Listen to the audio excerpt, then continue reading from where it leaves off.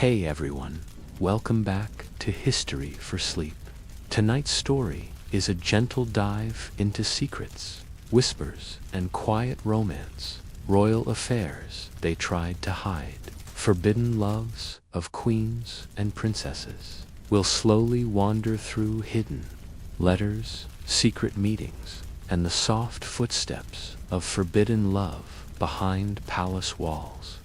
No drama here, just peaceful storytelling, slow and soothing, to help you relax and drift off. So tuck in, get cozy, and let's uncover the calm, quiet side of royal history, the silent love of Queen Christina of Sweden at first glance. Queen Christina of Sweden seemed destined for greatness. Born in 1626, she entered the world amid turmoil. Her father, King Gustavus Adolphus, died when she was just 6, falling in battle during the 30 Years' War. This left Sweden, a rising power, in the hands of a small child. But Christina was no ordinary girl. She was brought up more like a prince than a princess, than Latin, logic, warcraft, and governance. Sweden needed a ruler, not a doll in a gown. Christina showed early signs of brilliance. She read constantly, asked uncomfortable questions, and had little interest in embroidery or courtly dances. Instead, she spent long hours with scholars and philosophers, devouring thoughts as though they were warm bread on a cold morning. Her mother, Eleonora, was religious and distant. Their relationship was formal, not warm. Christina's real companions were her tutors and the books they carried into her chambers. From her teenage years, the court began preparing for her marriage. A queen must produce heirs, after all. But Christina pushed back. She disliked talk of weddings. Suitors from across Europe sent gifts, letters, and even paintings of themselves. But she found them dull, predictable, and overly polite. She even called marriage a hellish chain. At a time when royal women were bartered like treaties, Christina's resistance puzzled and frustrated her advisors. But behind the sharp mind and heavy crown was a quiet ache that few noticed. Christina harbored feelings she never spoke of aloud. Her closest companion was a noble woman named Eba Spar. The two were often seen walking arm in arm, whispering and giggling in corners, and writing long poetic letters when apart. Christina referred to Eba as her bedfellow, and once wrote, "I have loved her more than any other." Their closeness drew gossip, but in a court trained to ignore what it could not explain, the rumors faded like breath on a window. Christina once remarked that she felt foreign to her own sex, and saw herself more as a man in mind and heart. This didn't mean she thought of herself as male, but she did not fit the mold of what a queen should be. She wore breeches under her gowns. She rode astride, not side saddle, and she often chose solitude over courtly company. Eba, in contrast, was graceful, gentle, and everything a noble woman should be, but her presence soothed Christina's storms.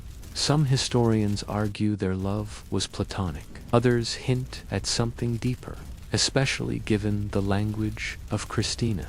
Private writings. Despite her intellect, Christina found ruling tiresome. Wars dragged on. The nobility demanded heirs, and the pressure to marry became suffocating. Even her cousin, Charles Gustav, was pushed upon her as a match. She refused him, even as whispers grew that she had no intention of ever marrying.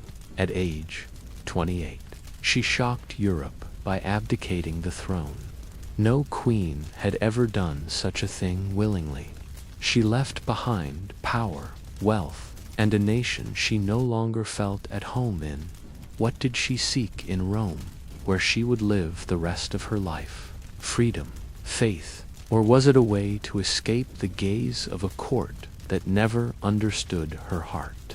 Her journey south was both physical and emotional, and Iba left behind. Letters continued for a time, but like many royal romances, silence eventually filled the spaces between pages. Queen Christina remains one of history's most puzzling figures. Some call her eccentric, others admire her boldness. But underneath the crown, under the royal robes and layered titles, was a woman who loved in silence and chose herself over expectation. What exactly did Christina leave behind when she stepped down?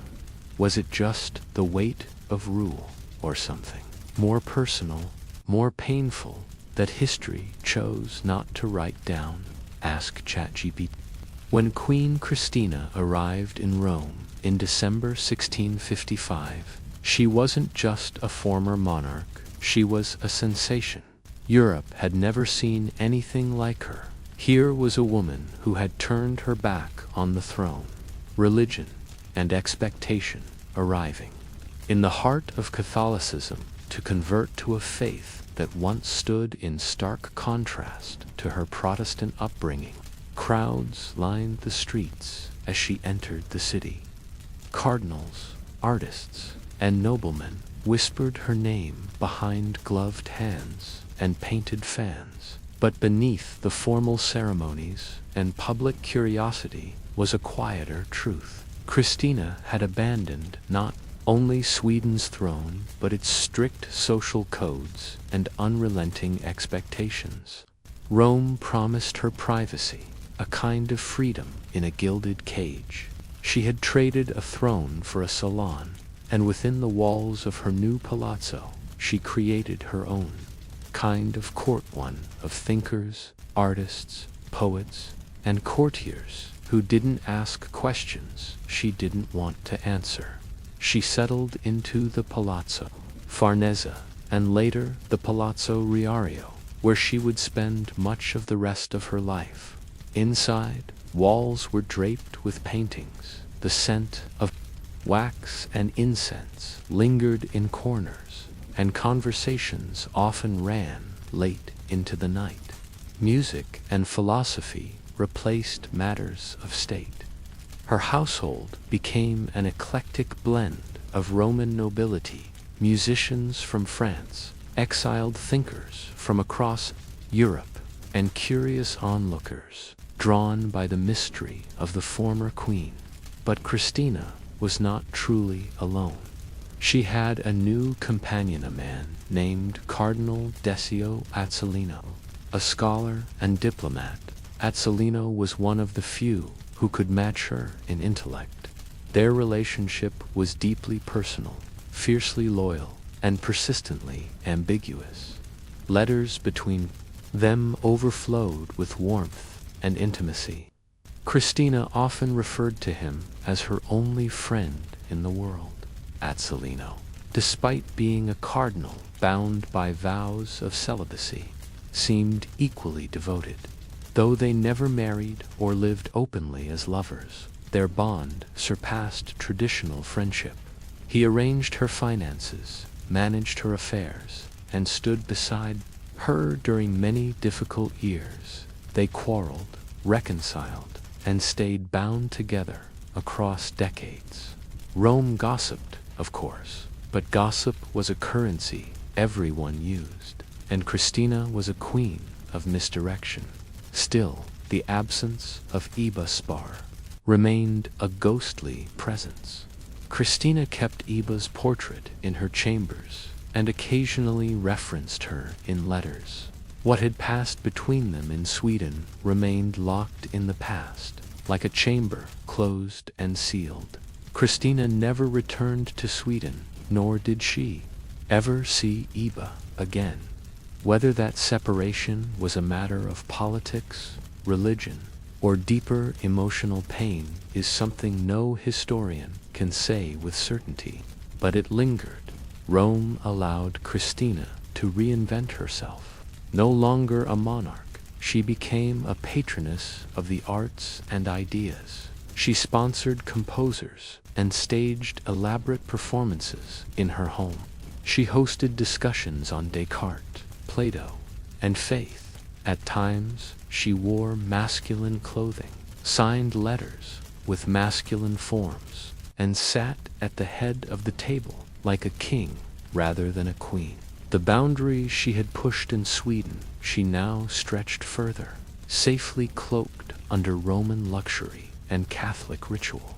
And yet, in quiet moments, after the music stopped and guests departed, she often wrote. Her letters, full of contradictions, reveal a woman torn between pride and longing, conviction and loss. Some nights she prayed for peace. Others, she cursed the coldness of the Swedish court or the hypocrisy of Rome. Her restlessness never left her. She had escaped the throne, but not herself. Azzolino once wrote that Christina had a lion's heart and a soul carved in iron. Yet, even lions grow tired. In later years, her health declined. She suffered from bouts of depression, exhaustion, and illness. She clung to her books, her ideas, and her past, like pages slowly falling from a worn volume. Her conversations with Azzolino became fewer. Letters arrived more slowly. Still, she never dismissed him. They remained tethered by something neither dared define. Was Cardinal Azzolino a replacement for Iba Sparor, merely a different kind of love entirely? Christina herself never explained. She once said only, "I have loved few, and I have kept fewer." For a woman who resisted being defined by her crown, her faith, or even her gender, perhaps love, too, remained a private defiance. As she aged in Rome's fading golden light, did she ever regret the steps that took her so far? From the throne and, even further, from her first and perhaps deepest affection.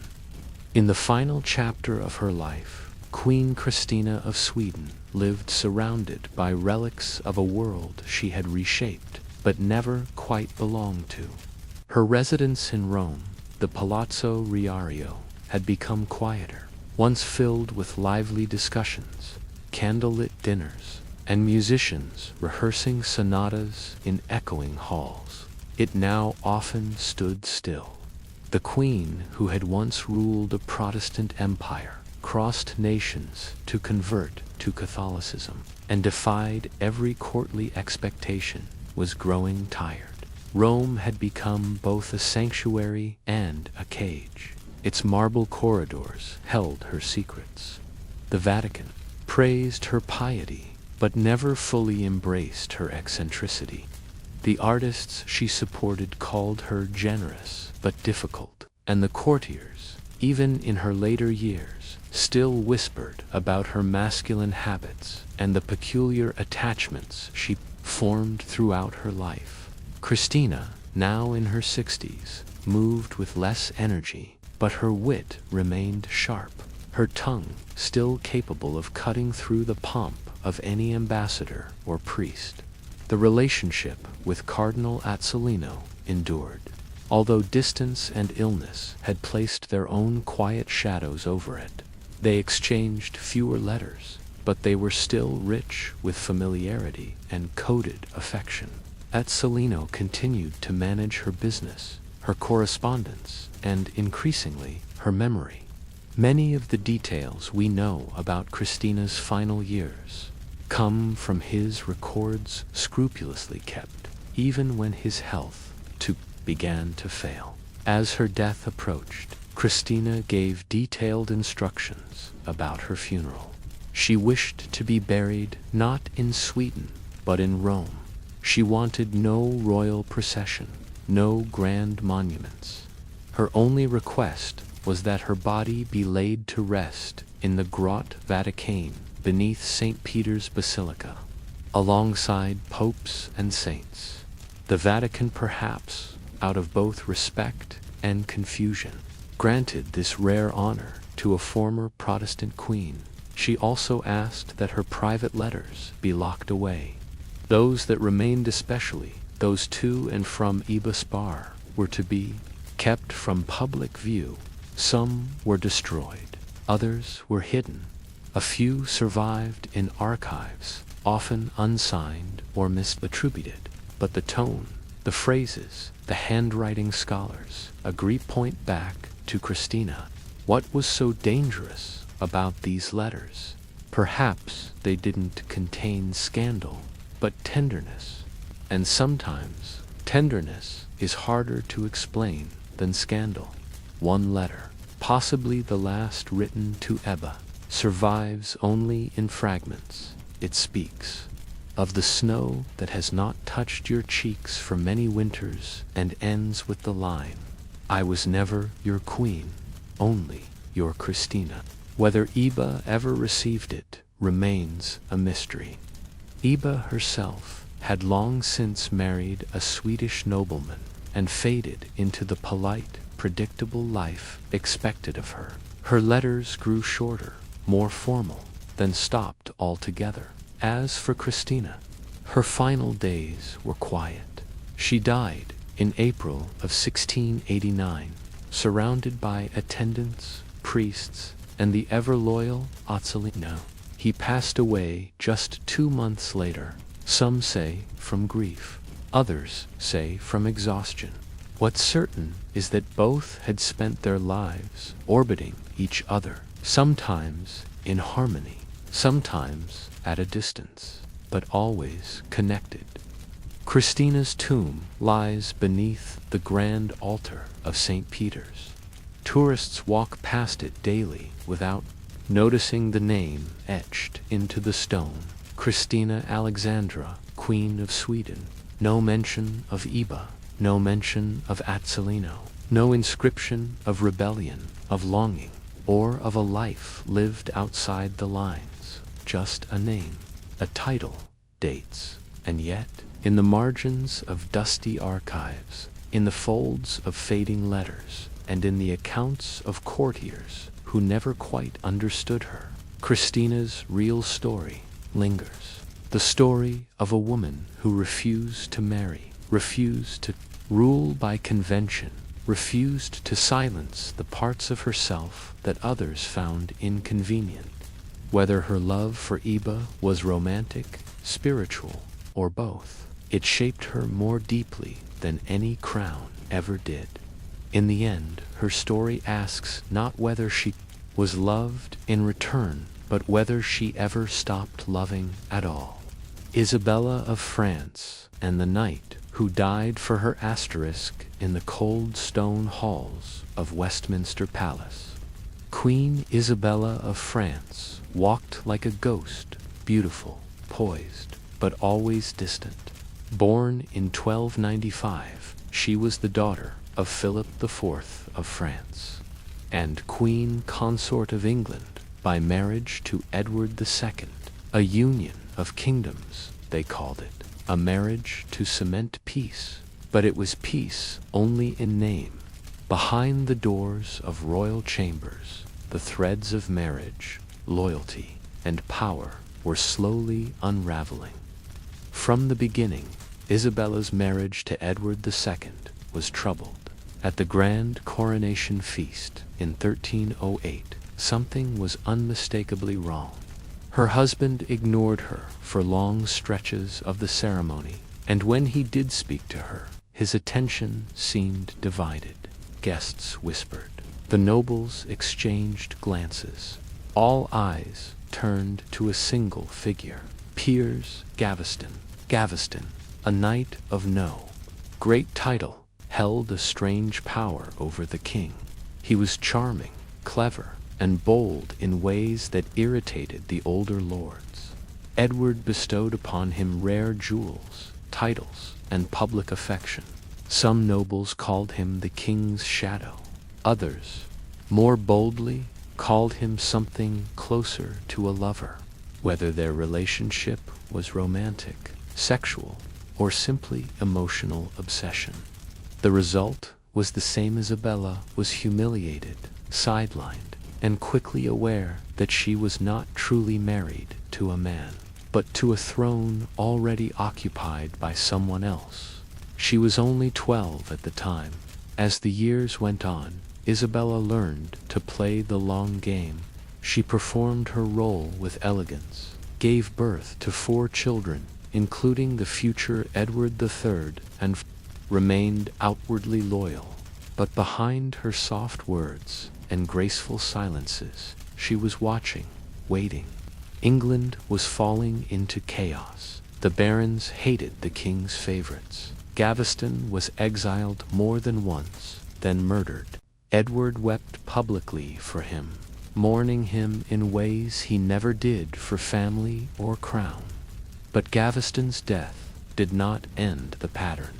Soon, 2 new figures entered Edward's inner circle: the Despencer, father and son. Hugh Despencer the younger, in particular, seemed to pick up where Gaveston had left off. He manipulated the king, consolidated power, and began targeting nobles, including Isabella. Lands were seized, her allies were imprisoned, even her household staff were dismissed. The Queen of England was being treated as a liability, a threat. And then came Roger Mortimer. Mortimer was no ordinary noble, a marcher lord from the volatile Welsh borderlands. He was tall, fierce, and fiercely intelligent. He too had been imprisoned by Edward's regime, punished for opposing the Despensers. But in 1323 he escaped the Tower of London in a daring plan that involved drugging guards and descending from the walls by rope. He fled to France, where Isabella was visiting her brother, now King Charles IV. The reunion was quiet.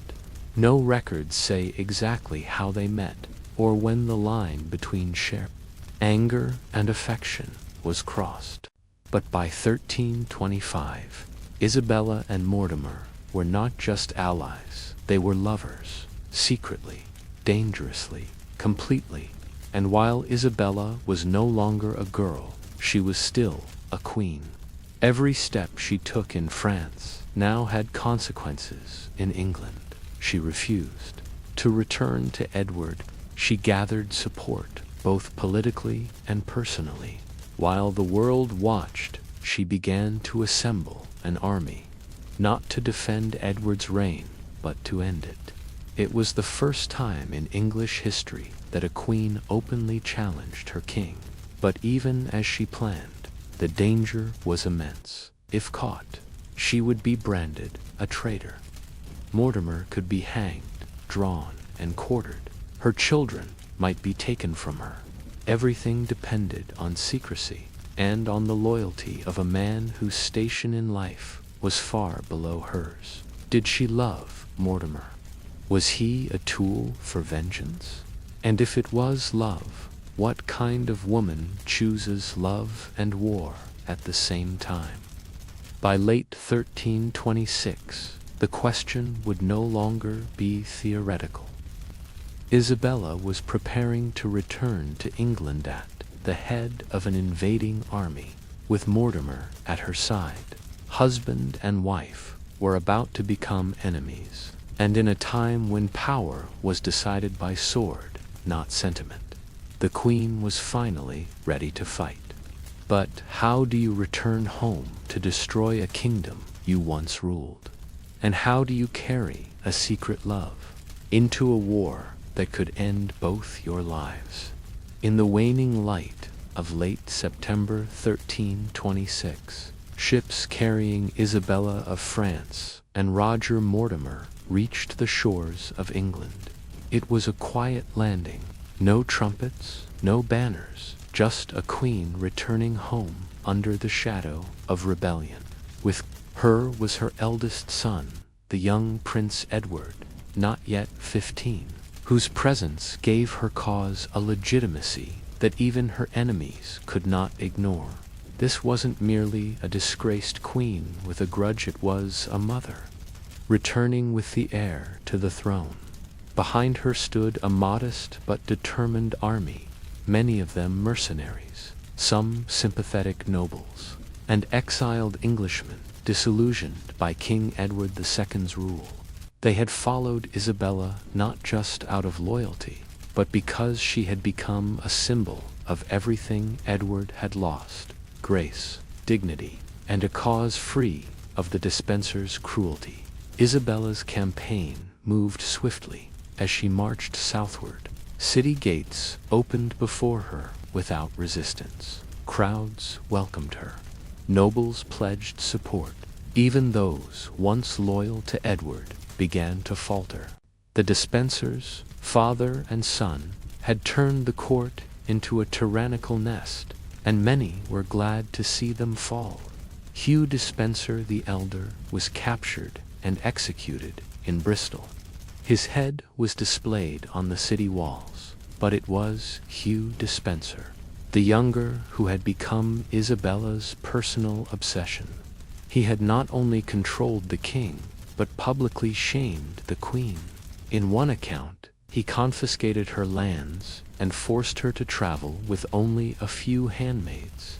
He allegedly opened her personal letters, intercepted her messengers, and restricted her contact with her children. For Isabella, it was not just politics, it was deeply personal. In November 1326, Edward II was captured trying to flee. Despenser, the younger, was found with him and brought in chains to Hereford. There, in a brutal public execution, he was hanged, drawn, and quartered. Isabella, it said, did not flinch. Some chronicles claim she ordered a banquet to be held during the event, eating calmly as justice was carried out below her windows. Whether this is fact or grim fiction, it reflects how deeply hatred had replaced any former dignity. Edward II, humiliated and broken, was imprisoned. Parliament, under Isabella's influence, declared him unfit to rule. In January 1327, he was forced to abdicate in favor of his son, now King Edward III. The throne had changed hands, not by war, but by political maneuvering, led by a queen and her knight. But England had never before seen a woman wield such open power. Isabella and Mortimer were now de facto rulers. Mortimer was granted lands, titles, and control of the government. Isabella received rich estates and governed on behalf of her underage son. For the first time, a queen consort acted as regent, not due to widowhood, but because she had engineered a coup. And yet, ruling is far more difficult than rebellion. The public, initially enamored with Isabella's courage, began to whisper about Mortimer's growing influence. The love affair that had once seemed bold and romantic now felt dangerously close to the favoritism that had doomed Edward II. Mortimer took on many roles: chief advisor, commander, even keeper of the king's person. Some began to see him as a new dispenser, cloaked in different colors. Even more troubling was the fate of Edward II. Imprisoned in Berkeley Castle, his very existence posed a threat. Rumors swirled that plots to restore him were forming. Then, in September 1327, word spread that Edward had died under suspicious circumstances. No official cause was given, but chroniclers whispered of a murder too grotesque to record plainly. One rumor suggested he had been killed with a red-hot poker so as not to leave a visible mark. Modern historians debate the truth, but the death was convenient. Isabella did not speak of it publicly. The stain, however, was permanent. Her love for Mortimer, once seen as a rebellion against tyranny, now appeared as ambition. Had she done it for revenge, for her children?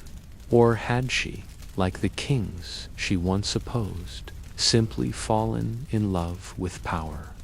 Prince Edward, now King Edward III, grew in both age and suspicion. He watched Mortimer's behavior closely. He saw how his mother deferred to him, how decisions were made without his input.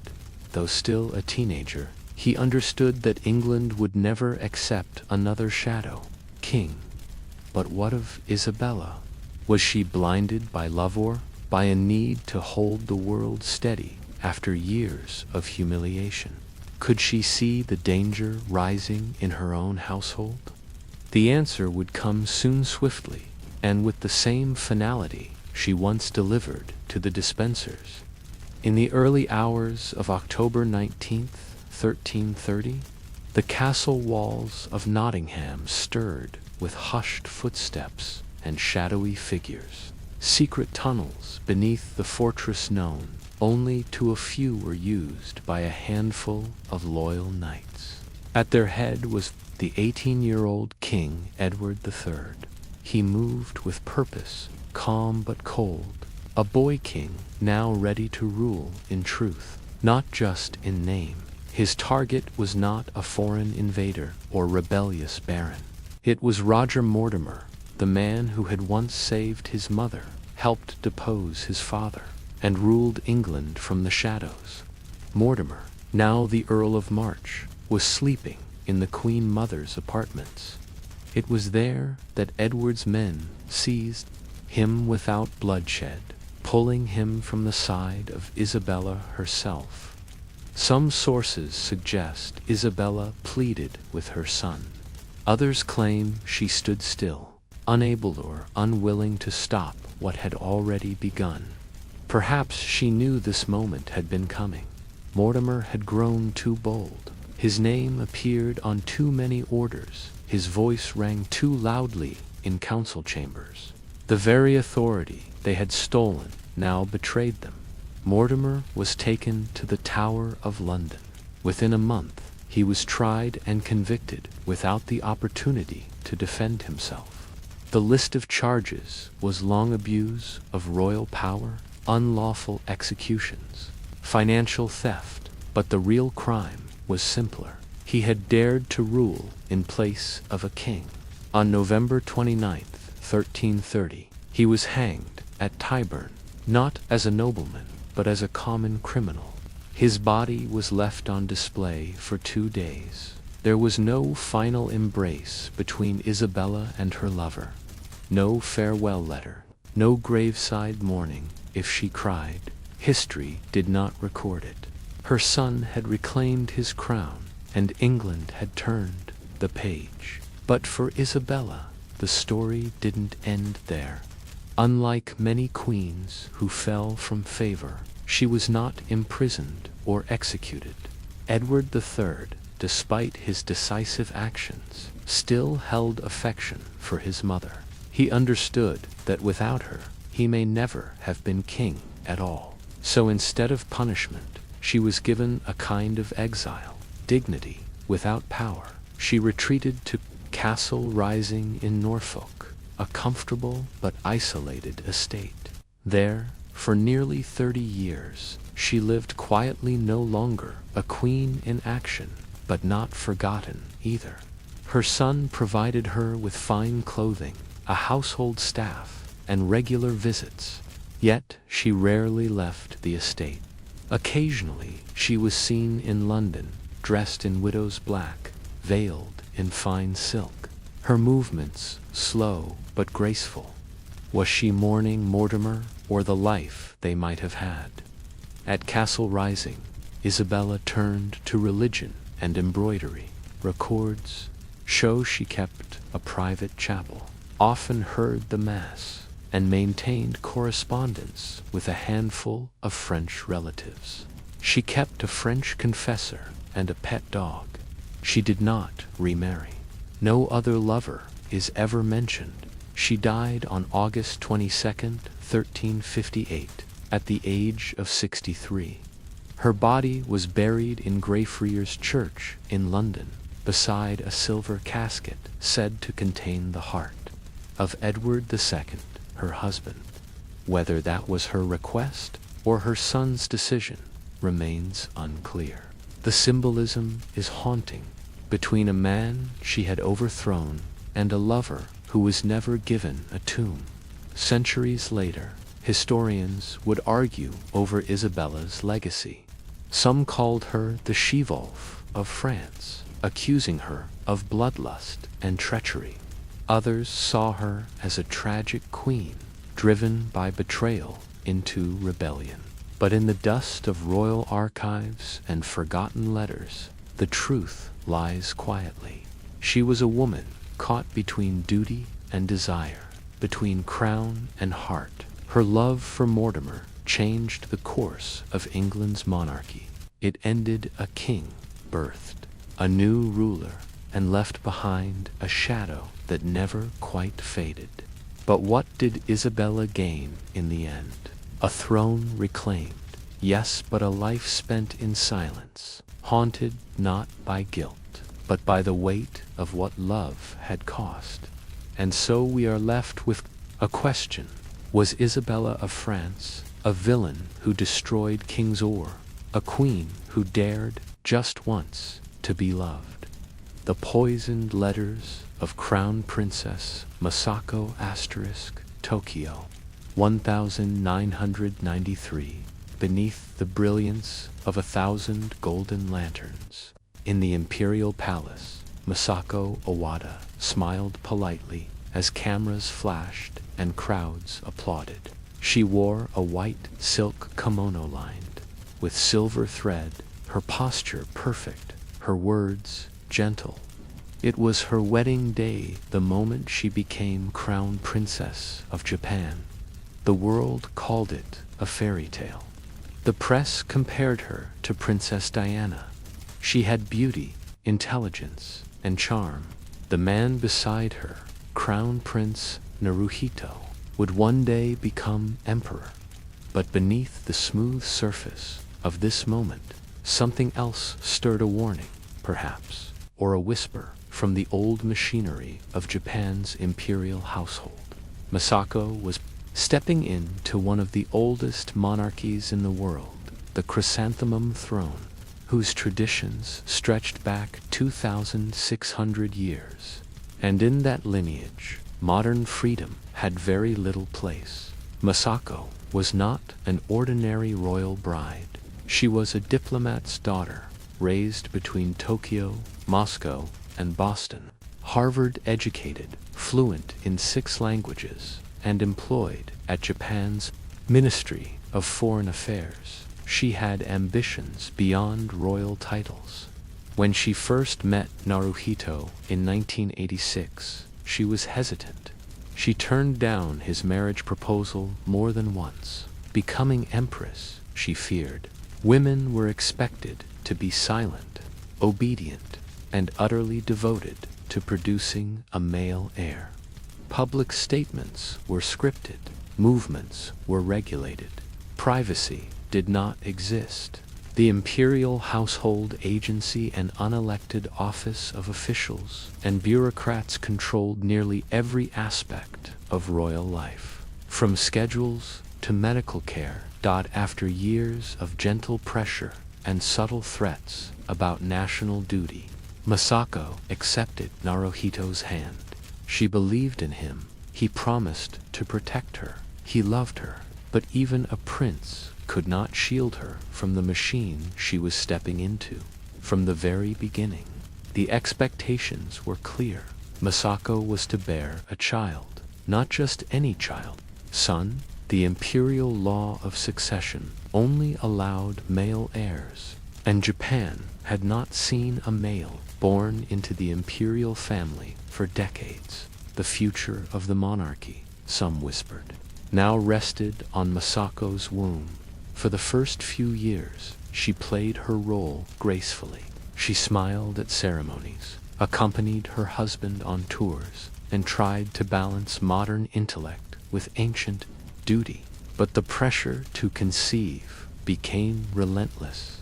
Tabloids speculated about her health. Journalists stalked her doctors. Officials reportedly criticized her privately. Each month without a pregnancy was treated as a quiet national disappointment. In 1999, 6 years into the marriage, Masako disappeared from public view for several months. The palace offered no explanation. When she re-emerged, she seemed thinner, paler, more subdued. Then, in December 2001, the long-awaited announcement came. Masako had given birth to a child, but it was a girl princess Aiko. The joy was short-lived. While the public largely celebrated the new princess, conservative voices in government and the palace circles began their murmurs again. The line of succession was still unresolved. Masako, for all her efforts, had not provided a male heir. In a monarchy where women were not even allowed to ascend the throne, this was seen by some as failure. It was during this time that reports of her illness began to surface. The Imperial Household Agency was vague. They mentioned stress and adjustment disorders, but behind the vague phrases lay a deeper truth.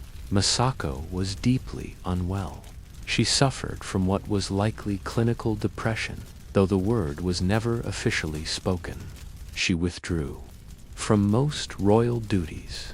Paparazzi caught photos of her looking tired, dazed. The woman who once gave fluent press conferences in French and English now rarely appeared in public. What many did not see, however, was what happened behind closed doors. According to palace insiders, letters sent to Masako from family and friends were sometimes intercepted. Visitors were discouraged. Medical decisions were handled not by her doctors, but by bureaucrats. The few times she attempted to travel abroad for health, permission was denied. Even her husband's attempts to intervene were reportedly dismissed or delayed by the palace office, Naruhito, in a rare moment of open defiance. Publicly stated in 2004, there were developments that denied Masako's career and personality. It was a quiet but thunderous statement in Japan, where the royal family was expected to remain apolitical and silent. Still, the machine pressed on. Masako became a symbol of something few could name. What happened to a woman when tradition demanded? She becomes someone else entirely. She was intelligent, capable, and loved, but caged in silk and protocol, in a palace where emotion had no place. And so, the question remains, how much of Masako was left behind when she stepped through those palace gates? And how does one remain human in a role that demands silence over self? By the mid-2000s, Masako Owada, once Japan's modern, Harvard-educated hope for a revitalized monarchy, had vanished from public life almost entirely. The woman who once fielded questions from foreign press and confidently walked beside international dignitaries now appeared only in photographs, her smile distant, her gaze sometimes unfocused. Behind the palace walls, her days followed a repetitive rhythm, dictated not by choice, but by protocol, morning rituals, prescribed meals, attending to ICO's education with meticulous care. But aside from these structured duties, much of life blurred into what some former aides described as quiet hours in pale rooms. Her medical records were sealed. Official statements remained vague. The Imperial Household Agency referred only to a persistent adjustment disorder, a term that avoided diagnosis but implied emotional fragility. But those close to her, both inside and beyond the palace, spoke of a deeper sadness. Masako's descent into isolation was not sudden. It was a slow erosion, months turning into years, ceremonies into burdens. Her letters to friends, if they reached them at all, grew shorter and more carefully worded. Some never received responses.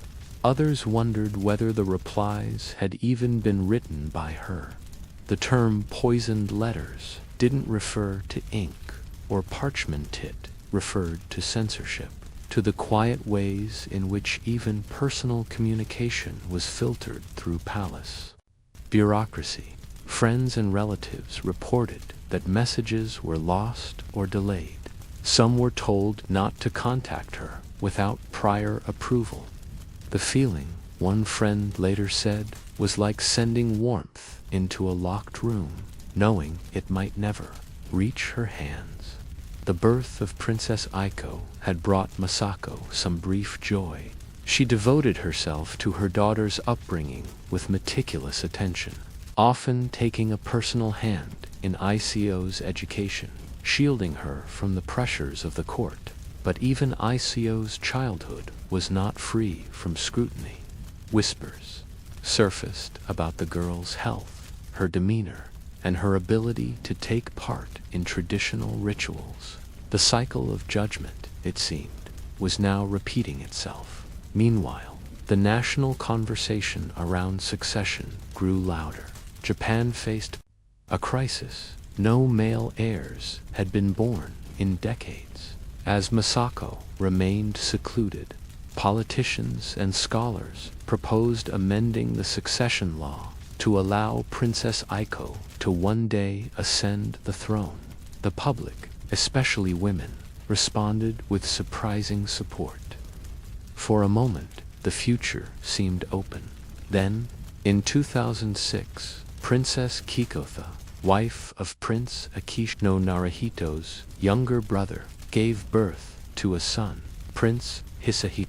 With his birth, the debate over female succession dissolved almost overnight. The urgency vanished. Masako's daughter, now 9, was quietly pushed aside in discussions about the throne's future. It was a cruel twist. Masako, once pressured to produce a son, was now watching her daughter erased from a future she might have shaped. There were no protests from within the palace. There were no statements from the princess herself, only silence. The years between 2005 and 2015 came to be known by royal watchers as the lost decade. Masako appeared at fewer than a dozen public events per year, sometimes none. Even at Emperor Akihito's 80th birthday celebration, she was absent due to health. Rumors circulated constantly. Some said she was deeply medicated. Others claimed she took long walks in hidden parts of the palace gardens, away from staff. There were stories, likely apocryphal, of her standing before mirrors for hours, reminding herself who she was. Naruhito remained steadfast. He continued to defend her in quiet ways, offering subtle but firm resistance to the palace agency, asking for changes in protocol, making space for Masako whenever she felt able to appear publicly. Their marriage, despite the strain, held. Observers noticed the way he still spoke of her with warmth and loyalty. In one rare public comment, he stated, "Masako has done her utmost for her role. She continues to walk this path with great courage." In 2013, there was a faint shift. Masako began to appear more frequently, first at official banquets, then at international visits. Her demeanor was still careful, but she seemed stronger, more present. Some credited improved treatment. Others pointed to her daughter's growing independence, or the gradual decline of the palace officials who had once held the most control. And yet, the questions lingered. Could she ever fully return? Could she reclaim a voice after so many years of silence?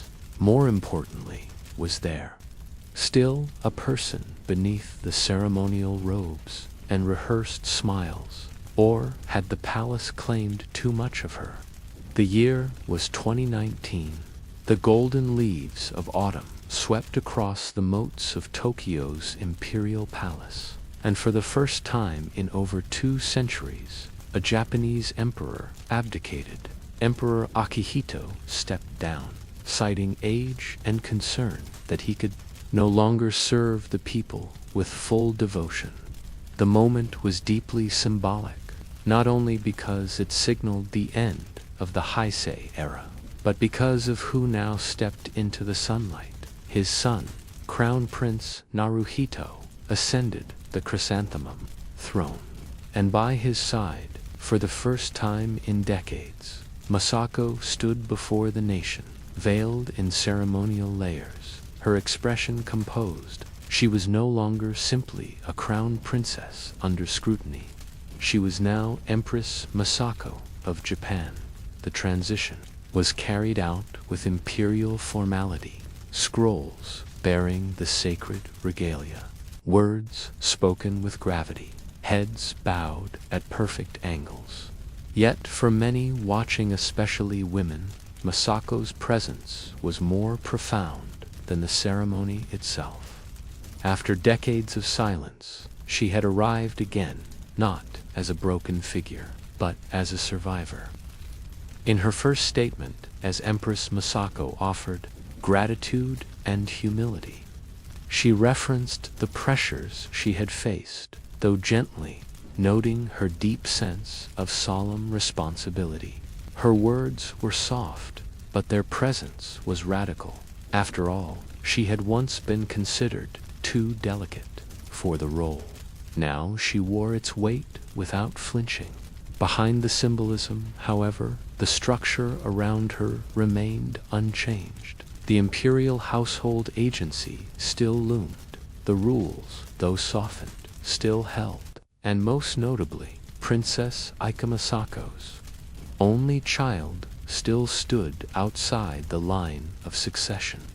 That part of the cage had not been lifted, but there were signs that something had shifted. Masako began to accompany Naruhito more often: state visits, national ceremonies, foreign receptions. The public noticed. There was a new stillness in her, not of surrender, but of endurance. Her voice remained measured, but her eyes no longer seemed as distant. She spoke carefully in interviews, often focusing on gratitude, but in small gestures. There was something deeper. The way she placed a hand gently on Naruhito's back during public appearances. The way she smiled at children who greeted her. The way she stood behind Aiko, quietly supporting the next generation if history denied her daughter the throne. Historians and commentators began to revisit Masako's early years, reinterpreting them not as a failure to adapt, but as a struggle to survive. In a system designed to erase individuality, she had refused, however, quietly to vanish. It is difficult to say exactly how many personal freedoms she regained. Even now, her schedule remains tightly regulated. Public appearances are still rare compared to Western royals, but each time she steps before the camera, the symbolism deepens. Here is a woman, once silenced by tradition, now embodying it on her own terms. The story of Empress Masako is not one of dramatic rebellion. There were no speeches against the system, no exiles, no scandal. What there was, year after year, was endurance, quiet resistance, a refusal to let sorrow hollow her out completely. Some royal historians call it the longest silence. Others call it a triumph of dignity. But perhaps the truth is more personal. Masako's real victory was that she remained herself, however deeply buried, through decades of pressure meant to strip her name from her own story. She once dreamed of becoming an ambassador. In a way, she didn't leave, not for a nation abroad, but for all the women within her own country who had ever been told to shrink. themselves for the sake of tradition. And so we are left with one last image: Masako in a quiet room of the palace, standing before a polished, lacquered mirror.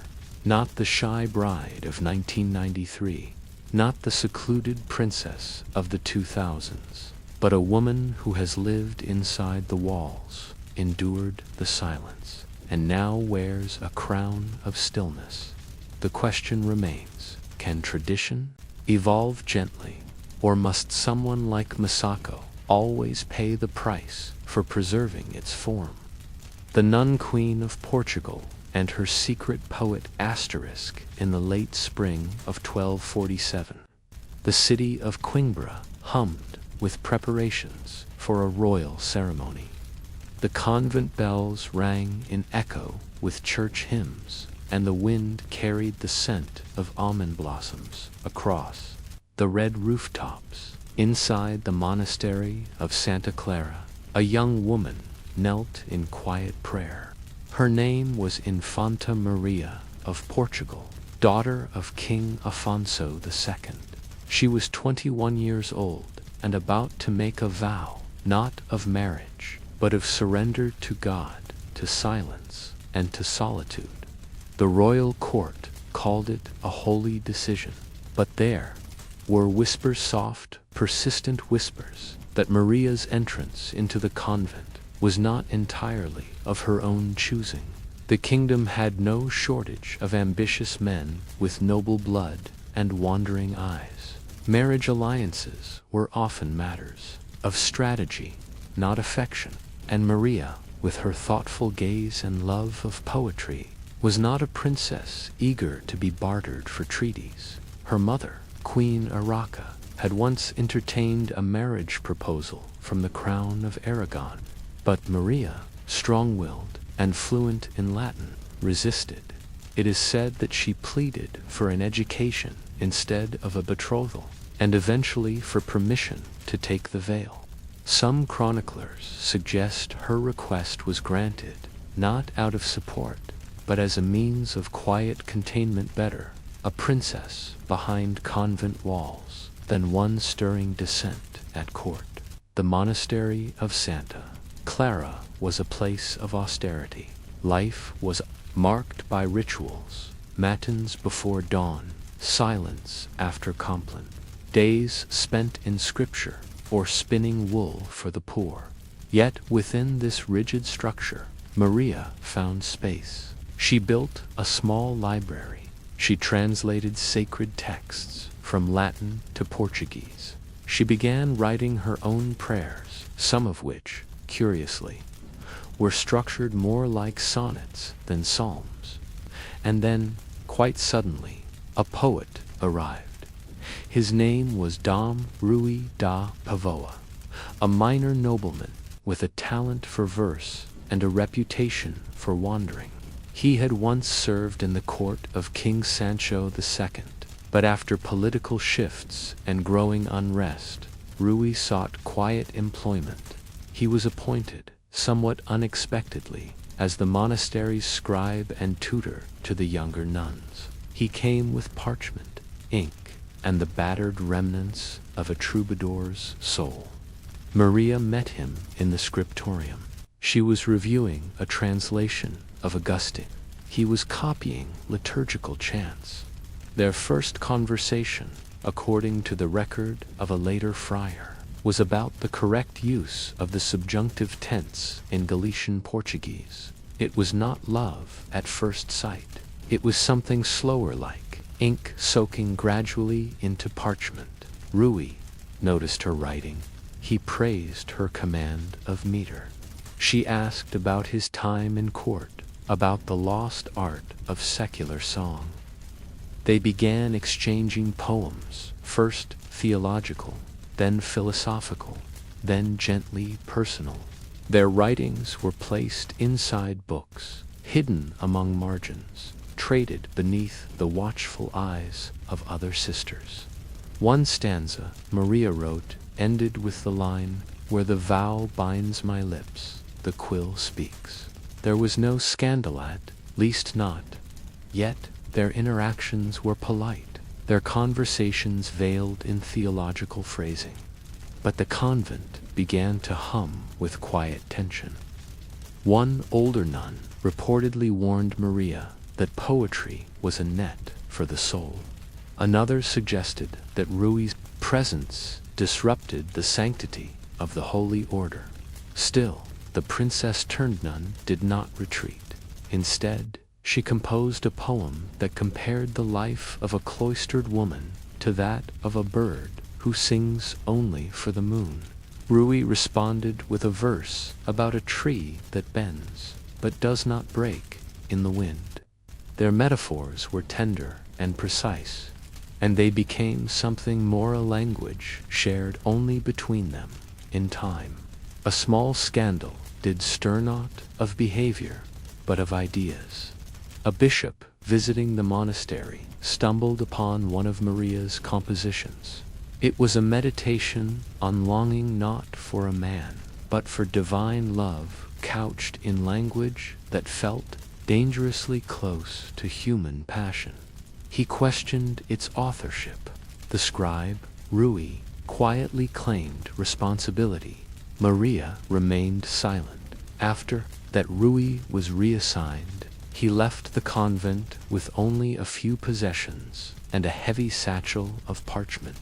Maria watched him go from the cloister window, her face calm, but her writings did not stop. She continued composing verse well into her later years, some under her own name, others tucked anonymously into monastery records. Her final poem, found in the back of a hymnal, reads in part, "Some loves are not for hands nor mouths, but for pages and prayers. They are felt in silence and lived in ink." And so the first part of their story rests not in romance, but in restraint, in the way to people spoke without speaking, touched without touch, and found intimacy in the confines of form. But the question lingers still. Was that the end of their connection? Or did the poet's words one day find their way back through the convent gate? Years passed in Coimbra, like the slow turning of pages in a psalter. Seasons cycled, rulers changed, and the monastery walls aged gently under moss and sun. Inside those walls, Maria of Portugal, once a royal princess, now simply Sister Maria grew older, though her posture remained upright and her gaze retained its careful intensity. From the outside, her life seemed settled, a woman of noble blood turned contemplative, a model of quiet devotion.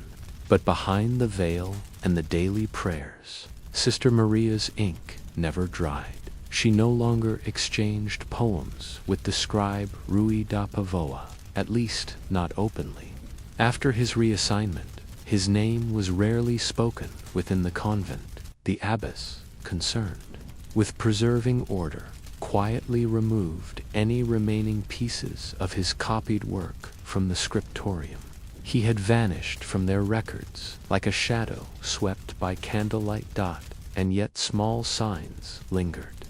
A stanza copied into a psalm book, its meter unfamiliar, a folded scrap of parchment found within Maria's old herbal journal, not in her handwriting, bearing the unmistakable turn of Rui's verse. May the walls that part us not seal the song we share.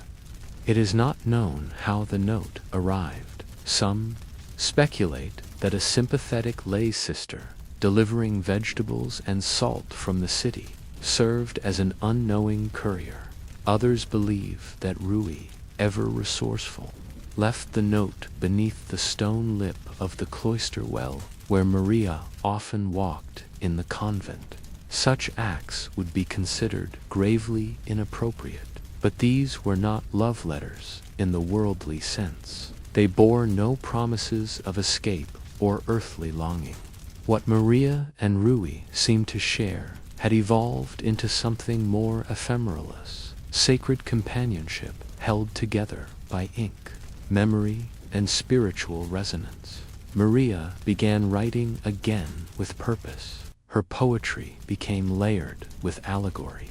She compared herself to stone worn smooth by water, to a candle burning beside a window, to a locked chest with no key. Her verses never named Rui, but the echo of his presence clung to the rhythm.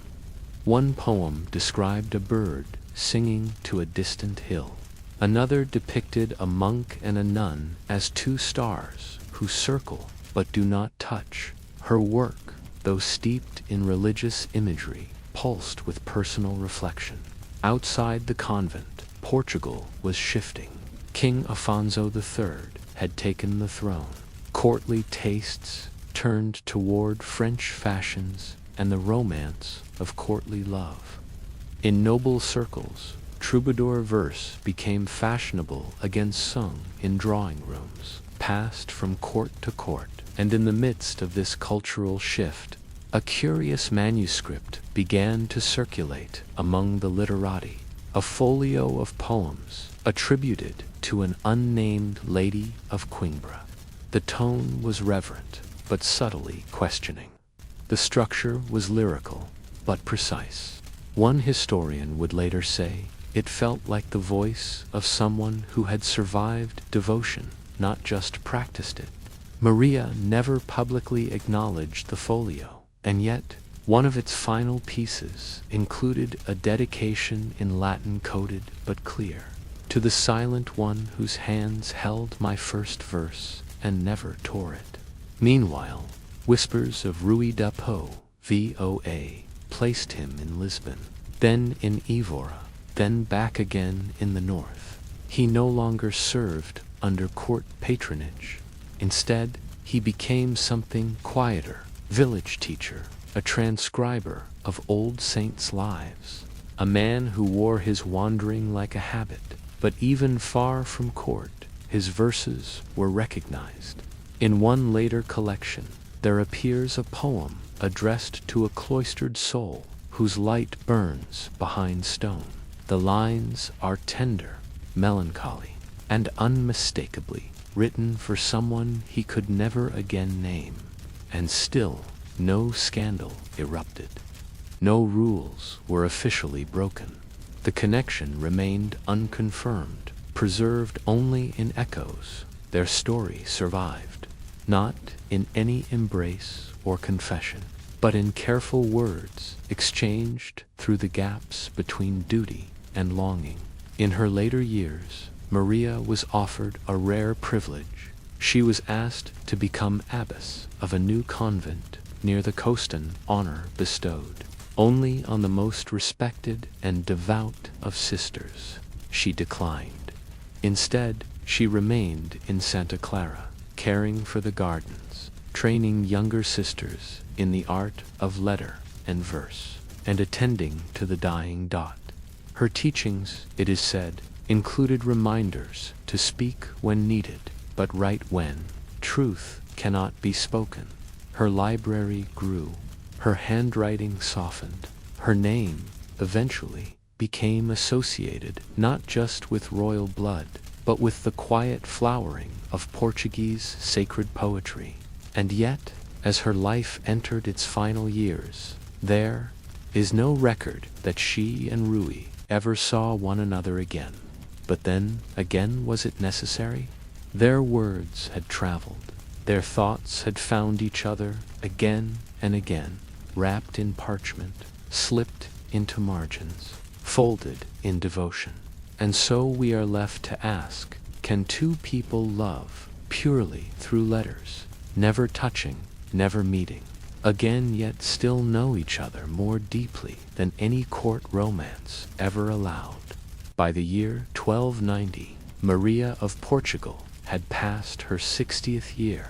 The cold stone floors of the convent no longer chilled her bones. They were familiar now, almost like the weight of her habit or the feel of ink-damp fingers. Her hair had turned the color of ash, and her knees stiffened with every prayer. Yet her posture remained tall. her tone soft but unwavering, her eyes focused as if still reading an unseen text only she could understand. In the years since Rui's departure, Maria had lived a full second life, one not defined by royalty nor rebellion, but by a quiet mastery of the written word. Her influence within Santa Clara deepened, not through hierarchy, but through reverence. Younger sisters often waited to hear her speak during chapter readings. When she wrote, they watched in silence, hoping to one day understand the precision with which she chose her words. She had never signed her most intimate poems. They lived in notebooks, tucked between religious commentaries, in copied hymnals, and in the final pages of borrowed psalters. She believed words mattered more than names. After all, names faded, but ink, if preserved, endured. It was one particularly harsh winter when a traveling friar arrived at the convent, bearing donations from the outer villages.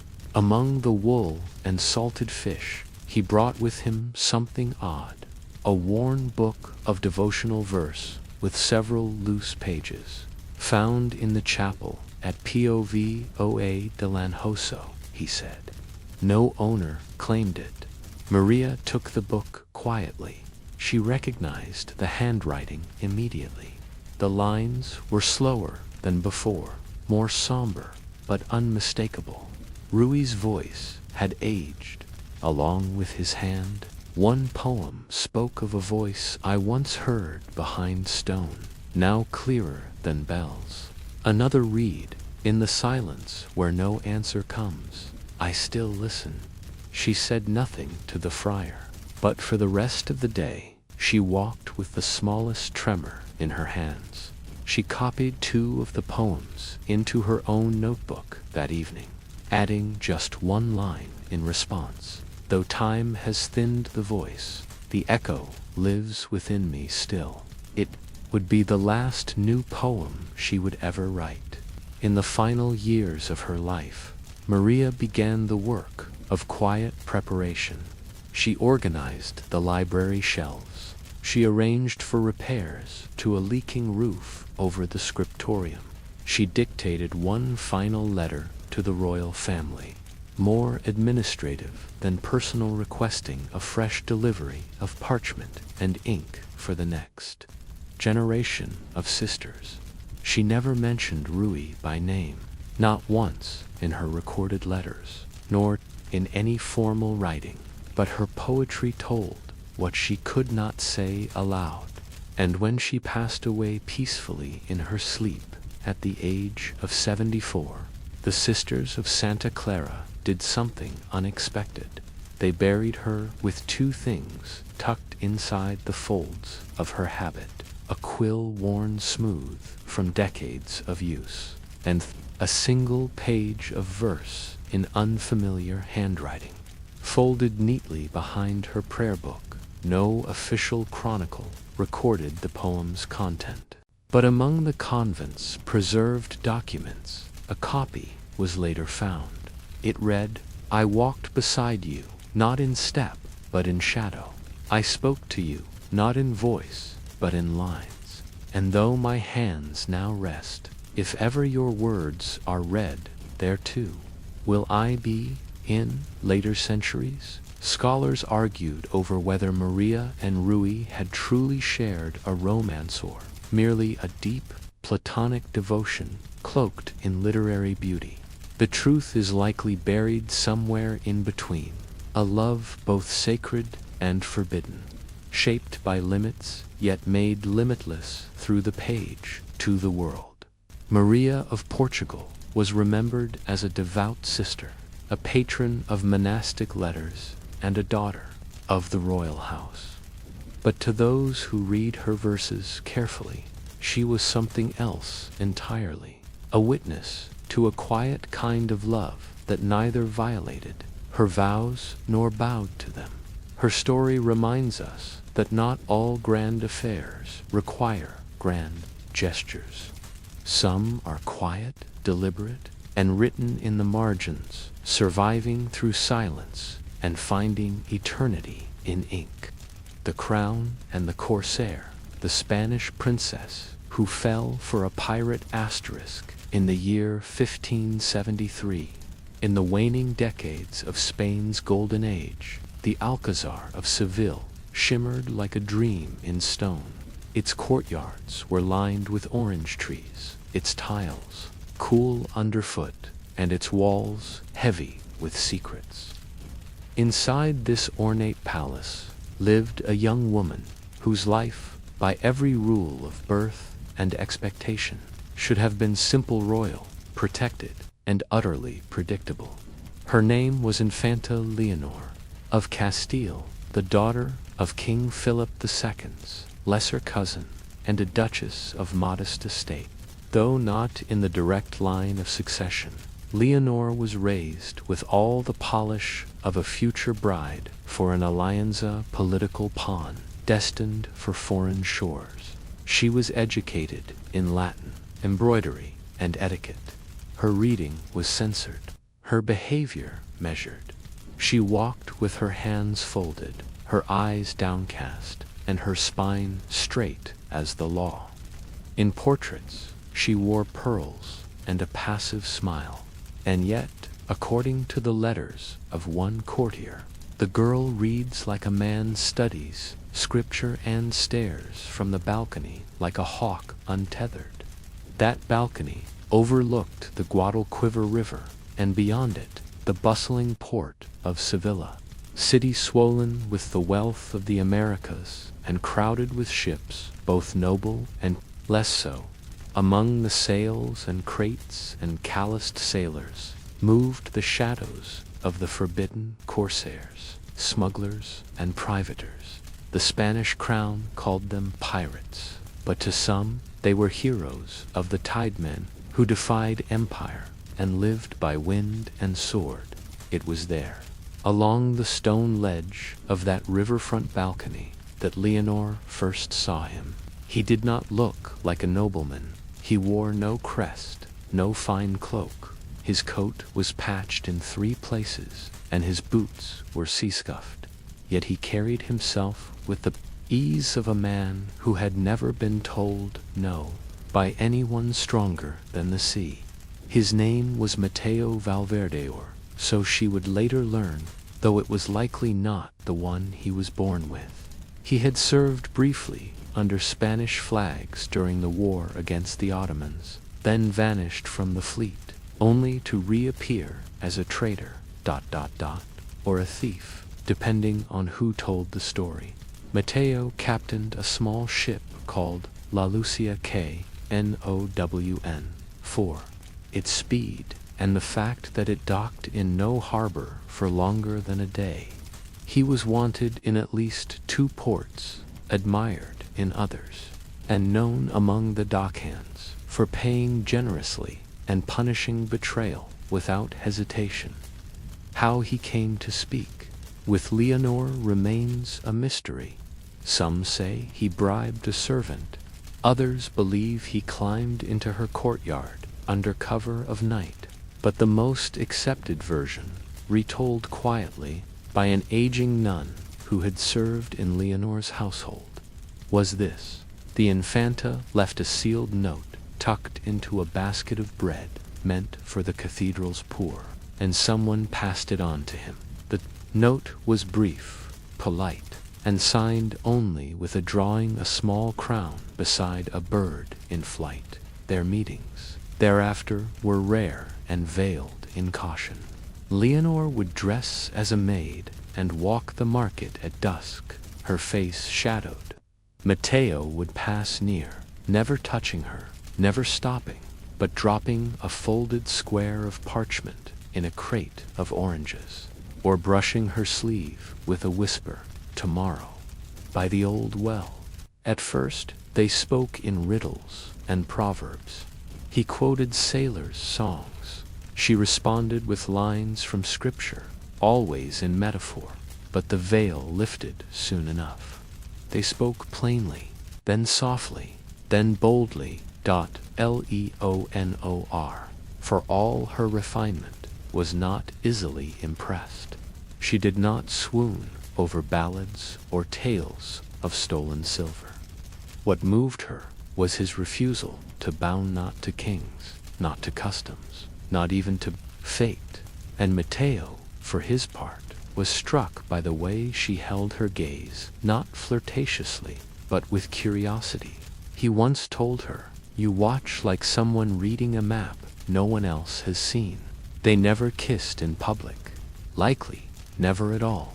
Outside shadowed corners of chapel gardens, or hidden alcoves near the docks. But in their exchanges scribbled lines, whispered phrases, they built something dangerous. For Leonore was being courted, officially, by a Habsburg prince from the Austrian branch of the family. The marriage would tie Spain to further influence in the north and was already being negotiated. If her involvement with Matteo were discovered, it would not be forgiven. Not by her family, not by the Inquisition, not by the Empire. And yet, the notes kept coming. One line, preserved later in a confiscated letter, read, "Your world is paper and gold. Mine is salt and wind. But both burn under the same sun, don't they?" By spring of 1574, the tension had grown. Matteo's name had surfaced in royal dispatches. His ship had been spotted near Portuguese waters, and a servant girl in Leonore's household had been caught with a coin bearing his ship's emblem sunburst with a crossed anchor. The walls began to close in. Leonor was forbidden from leaving the palace for a month. Her letters were intercepted. Her guards were doubled. But she found other ways. She disguised her writing inside prayer books. She marked walls in the gardens with invisible ink made from lemon juice. She gave instructions to a mute stable boy using a code of colored ribbons tied to his sleeves. And always the same question lingered: would she run? Could a royal woman cast off her titles, her jewels, and her name, and vanish into a life of smoke and sails? The answer, at least for now, was still uncertain. But the preparations had begun, and so we are left with the question that kept her pacing through sleepless nights. Is freedom worth the weight of everything one must leave behind? By midsummer of 1574, Seville grew hot beneath the sun. The air shimmered over rooftops, and dust clung to everything. Inside the Alcazar, the tension was harder to shake than the heat. Servants walked more quietly. Curtains remained drawn, and somewhere behind one of those heavy walls, Infanta Leonor sat by a lattice window, riding with a feather stripped of its plume. She had grown thinner, not with illness, but with resolve. She no longer ate during court feasts. She spoke less, observed more. And while her cousins danced and plotted, Leonor counted the ships passing on the Guadalquivir below. She had made her decision. Letters smuggled through the kitchens confirmed what she had hoped. Matteo's ship, La Lucia, would be anchored under the guise of a trade vessel in 2 nights' time. It would stay no more than 3 hours. If she was not aboard by then, it would sail without her. There would be no second chance. What Leonor packed that night would later become legend. She carried no gold, no jewels, no crested rings, only 2 linen shifts, a child's prayer book, and a single silver hairpin once worn by her mother. She left behind every title and every gown stitched for a future she no longer wanted. The escape, however, did not go as quietly as planned. A kitchen boy spotted her changing garments behind the stable. He ran to Teleguard, not out of malice but confusion. By the time Leonor reached the edge of the old garden gate, soldiers were combing the eastern wing. She was nearly caught. A monk tending the herb beds helped her slip behind a chapel wall and whispered a single word: run. She reached the banks barefoot, her slippers lost in the mud. Leluque was barely visible, a dark outline with lanterns doused. A small rowboat waited in silence. Matteo himself stood at its bow, dressed in plain merchant garb. He helped her into the boat with no words. The only sound between them was the lap of oars and the trembling breaths she hadn't realized she was holding. Once aboard the ship, there was no celebration, no romantic embrace, just quiet. The crew, already in motion, hoisted the sails. Matteo handed her a blanket. She sat on a crate of salted fish and watched as Seville faded into fog behind them. For 3 days, they hugged the coast, avoiding main ports. Leonor was hidden below deck during the day and allowed fresh air only under starlight. She ate little. Matteo brought her bread and dried fruit, and once a hard apple that made her smile. It was then, under a quiet sky near Cadiz, that he finally spoke. "You've crossed a line that cannot be uncrossed, Leonor." She nodded. "I never meant to return." He studied her, long and carefully, before replying. "And I never meant to take someone who couldn't survive the storm." They did not speak of love, not then, but it hung in the air unspoken, unwritten like a flag, raised without a name. They reached the port of Safi in Morocco under false documents. Matteo claimed she was a distant cousin recovering from illness. She dyed her hair darker and wore a woolen shawl that concealed her face. They stayed in a merchant's house above a rug shop where every room smelled of cardamom and sea brine. But freedom is never easy, and exile is not the same as escape. Leonor was unaccustomed to the daily noise of trade routes, the fear of imperial agents, or the uncertainty of where each coin would come from. Matteo, for all his charm, lived on shifting tides. He left for weeks at a time, chasing deals or avoiding old enemies. She remained behind, reading scripture, copying herbal texts, and helping the rug merchant's wife with inventory.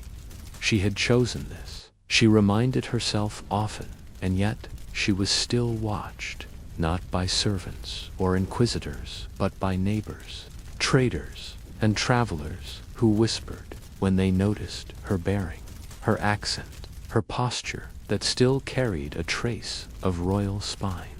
One merchant even called her La Reina del Mar, the Queen of the Sea. She laughed it off, but she began to feel the weight of her choice more keenly. When Matteo returned from one long voyage, bloodied and thinner than before, he brought her a ring made of coral and silver. "It won't buy you much," he said, "but it's the first thing I haven't stolen in months." She wore it proudly, not for the ring, but for the effort, for what it meant in a world where nothing was secure. Still, the whispers grew. Spanish agents had been seen asking about a Castilian woman of noble speech. The rug merchant's wife grew nervous, and one morning Leonor awoke to find the door of their rented room marked with a crude symbol, half sun, half blade. They had to flee again. Matteo arranged for passage inland, far from the ports. But before they left, he asked her a question she had feared for months. "Would you still choose this if I were gone tomorrow?" She answered slowly. "I chose this before. I chose you, but now I choose it with you." He nodded. No poetry, no kiss. Just that dot. They departed that night, vanishing once more into the quiet hills, into the smoke-blue ridges where no ships could reach, but the sea would not forget them, nor would the empire. And so a new question arose. Can a life built on escape ever truly belong to you? Or is it always borrowed from the past, the wind, or the clock ticking behind you? The hills of the Rif Mountains in northern Morocco held a peace unlike any Leonore had known. The winds moved slower there, the mornings came with chill mists, and the nights with bright stars, undimmed by palace oil lamps or gold chandeliers. Here she became someone else, not a princess, not a fugitive, just a woman called Soraya. They lived in a small clay home near a grove of almond trees, far from any port. Matteo no longer sailed. He traded tobacco and dried fish between hill towns, earning enough for bread, coffee, and the occasional bolt of fabric. He had become quieter, to less storm, more stone. A man who had spent his life outrunning the tide and had finally sat down, let Leonor, tended a garden, and learned to mend wool cloaks with her hands, no longer relying on servants or silk. Her old Castilian accent softened with Arabic lullabies she heard from nearby homes. She wrote letters she never sent and read old love poems she found in forgotten corners of market stalls. At night, they sat outside, saying little. Words were no longer necessary. Their silence was earned, but no story like theirs goes fully unnoticed. Forever, in the summer of 1580, 6 years after she vanished from Seville, a rider came to their town. He asked few questions, but stayed too long at the coffee stall. His boots were too polished, his horse too fine. Matteo saw him before Leonore did. That night, he packed a satchel with their papers and coin. "We'll leave tomorrow," he said. Leonor did not cry. She had left too many homes to waste tears now. But they never made it to the next town. Just before dawn, a fire broke out near the stables. In the chaos, Leonore hid behind the almond grove. Matteo ran toward the smoke, yelling commands. He wasn't trying to be a hero. He was trying to keep attention away from her. He never returned. By morning, the stables were ash. 3 men had been taken into custody by local guards, one of them matching Matteo's description. Leonore waited for days, hidden in a shepherd's hut, until a boy arrived with a message in broken Spanish. They took him south to Fez, alive, for now. She had a choice. Go after him, expose herself, and risk both their lives, will vanish once again.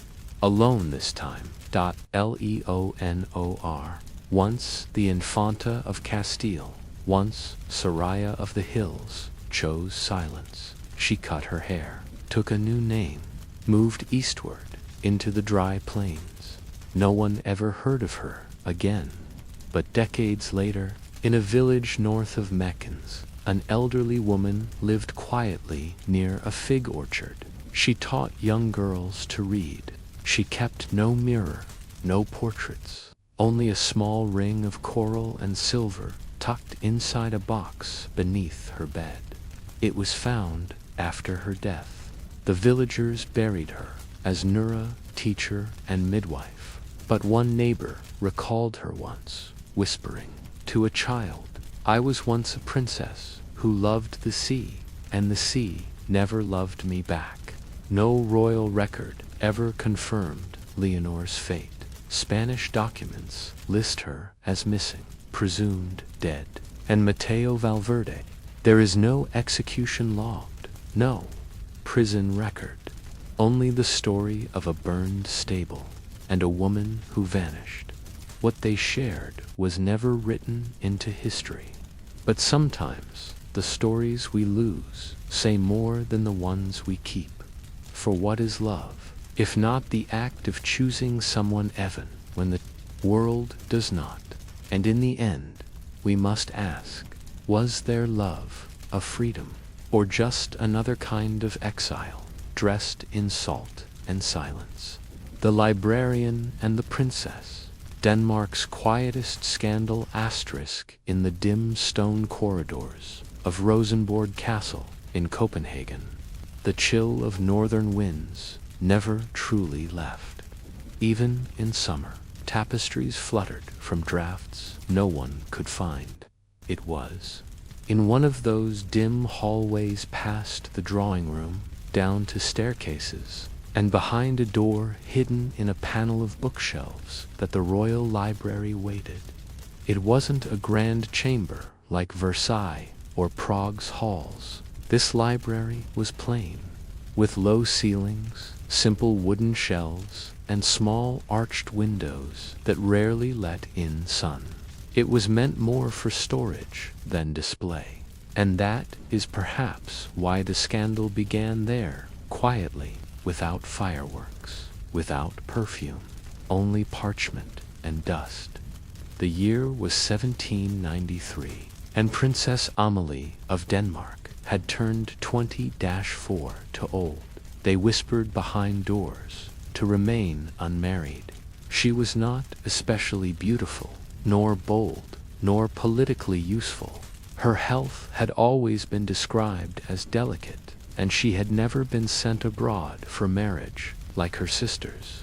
She loved sewing. She read too much. She asked questions during sermons, and she visited the library alone.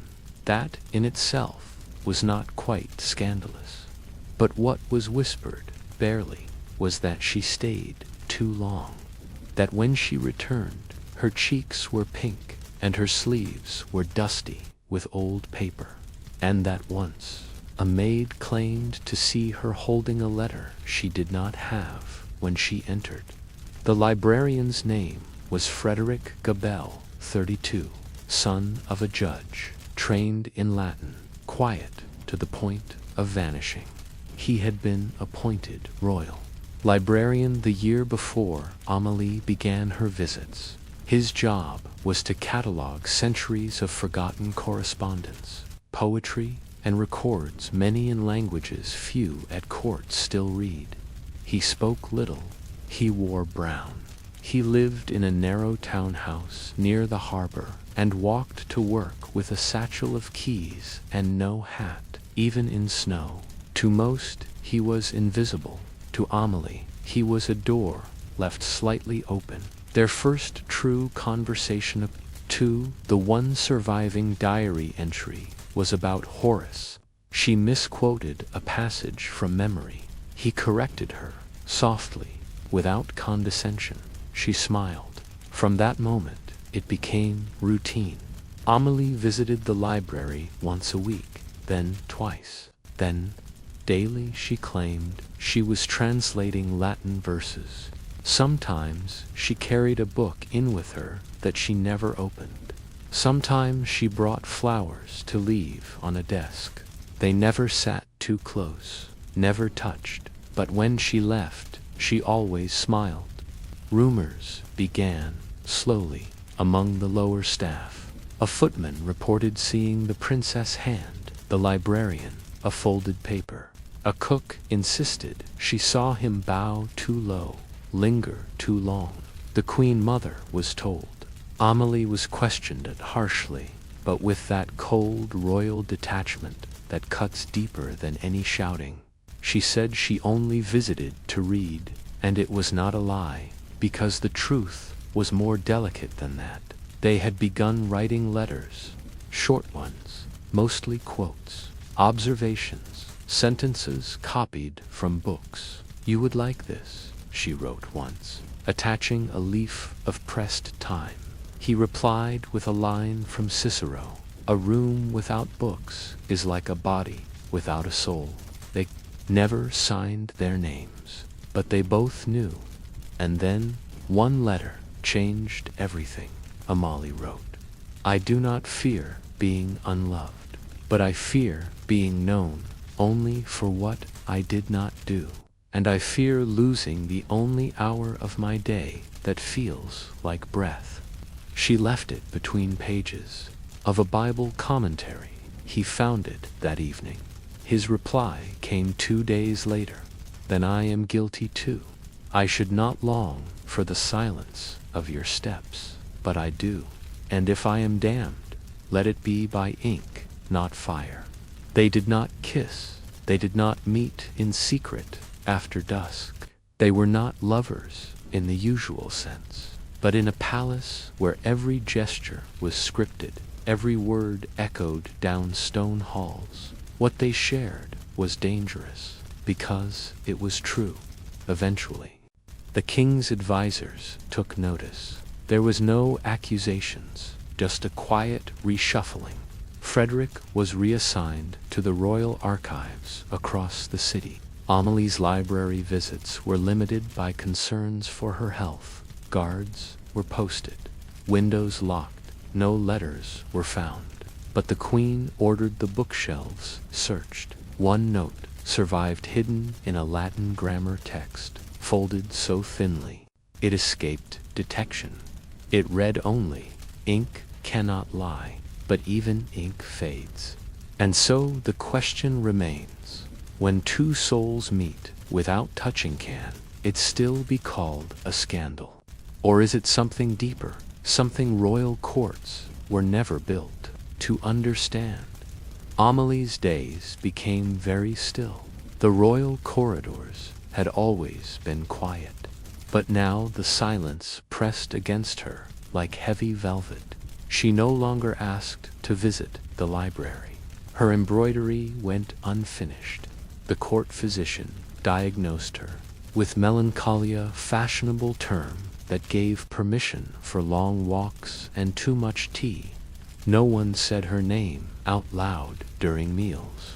When the Queen Mother passed her in the rose garden, she merely nodded. Outside the castle, the city of Copenhagen bustled along the grey canals. Merchants called from barges. Ships came and went, carrying news and sugar and salt cod. And somewhere in a stone building off Gamel Strand, Frederick Gabelle now spent his days cataloguing war maps and royal treaties, alphabetizing centuries of quiet politics. His new post at the Royal Archives was technically a promotion. More salary, more responsibility. But unlike the library, the archives had no windows. The air was dry, the documents dusty. He handled ledgers, not poetry.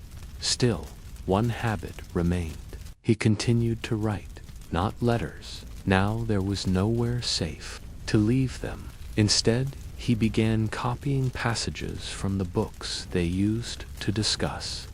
At first, it was a few lines from Petrarch, then full paragraphs, then full pages. He wrote them in a journal, one reserved for personal translations.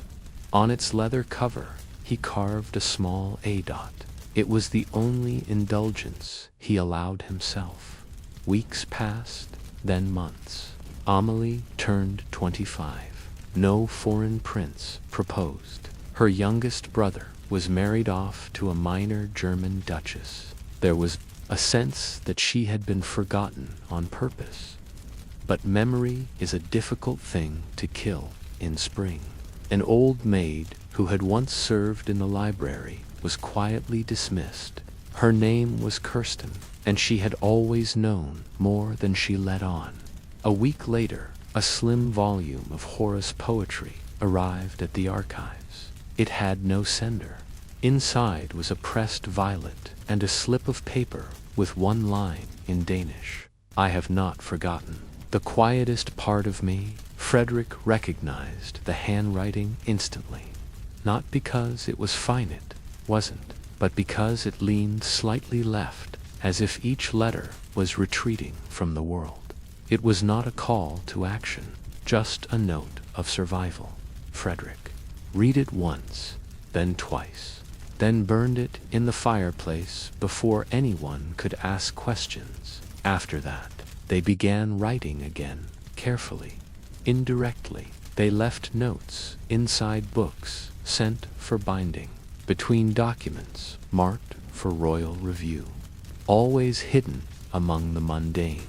Your thoughts are the only part of court I would not exile, he wrote once, on the back of a military inventory. She replied with a quote, "The heart that beats quietly still beats."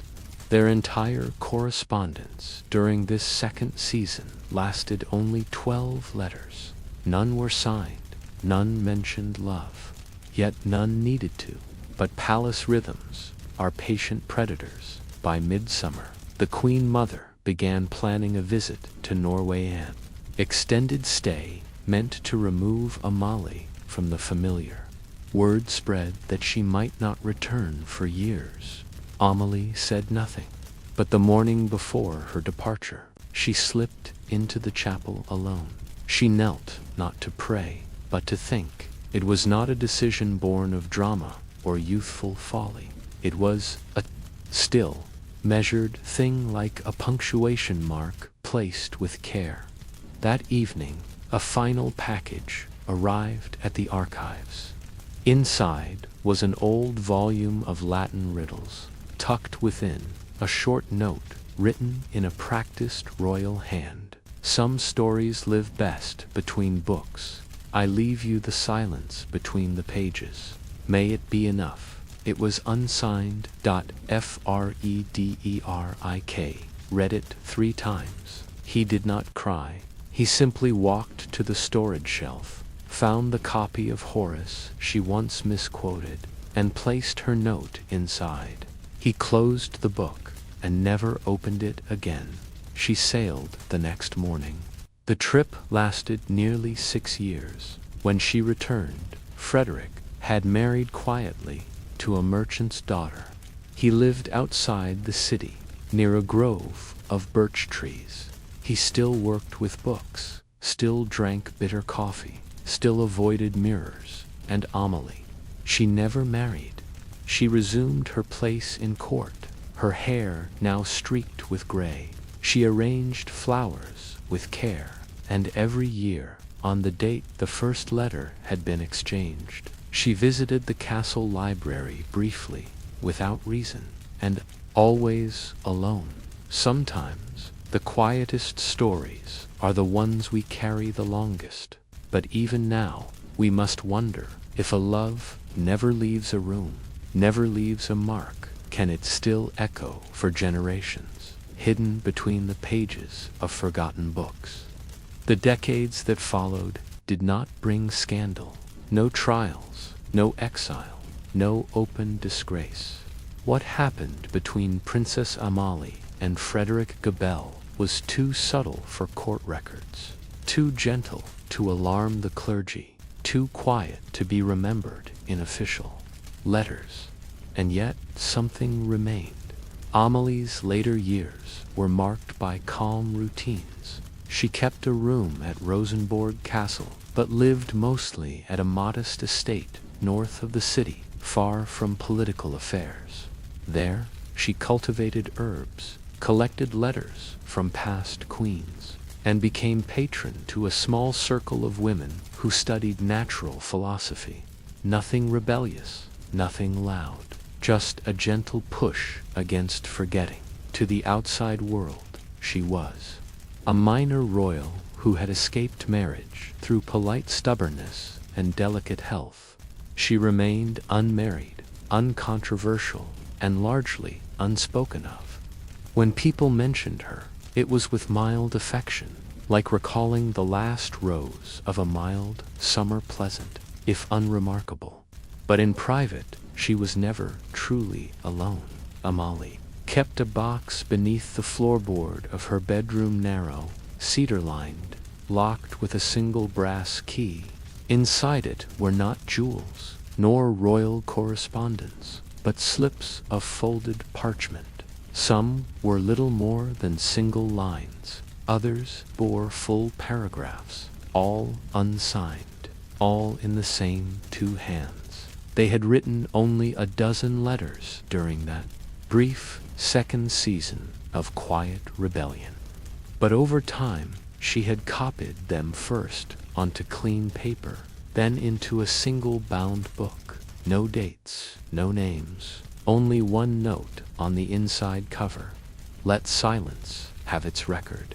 It is unclear if anyone else ever saw the contents. Frederick Gabel lived until 1822. He retired from the Royal Archives and was granted a small pension. His wife bore no children, and after her death, he lived alone in a house lined with books. When he passed, neighbors described his home as tidy and silent. Among his effects was found a single volume of Latin poetry, its spine cracked, a flower pressed between the pages long since faded to dust. There were no portraits of Amelie and Frederick together, no joint signatures, no scandals in print. And yet their story lingered, like the last echo of a bell in a stone hallway in the 1850s. A young Danish historian named Martha Nygaard uncovered fragments of their tale while researching minor royal figures. She found Amelie's box during renovations of her estate's key, rusted, its contents undisturbed. She transcribed the letters, puzzled by their restraint, moved by their quiet urgency. But she never published them. Instead, she wrote in her journal, "Some loves live only in the breath between turning pages, and perhaps that is where they are safest." The letters remain stored today in the Royal Danish Library under restricted access. Most visitors pass them by. There is no scandal attached, no affair, no marriage, no child born of it, only two lives that met in ink and chose stillness over spectacle. There is, in the end, no monument to them, only this, that two people once loved in a way that history could not quite erase, though it tried. So we ask us, it better to be remembered loudly for what was forbidden, or quietly for what was endured in silence, with nothing but a shared gaze and a folded page. The poet and the future queen, Victoria's first heartbreak asterisk before she became the formidable Queen Victoria Empress. Widow in black, symbol of empire, she was simply Drina, a shy, often lonely girl with large blue eyes and a head full of questions no one encouraged her to ask. She lived under watch. The Kensington system, as it was called, kept her cloistered, monitored, and regulated like a living doll. She could not walk alone, read freely, or sleep without permission. Her mother, the Duchess of Kent, believed control was the key to preparing her for the throne.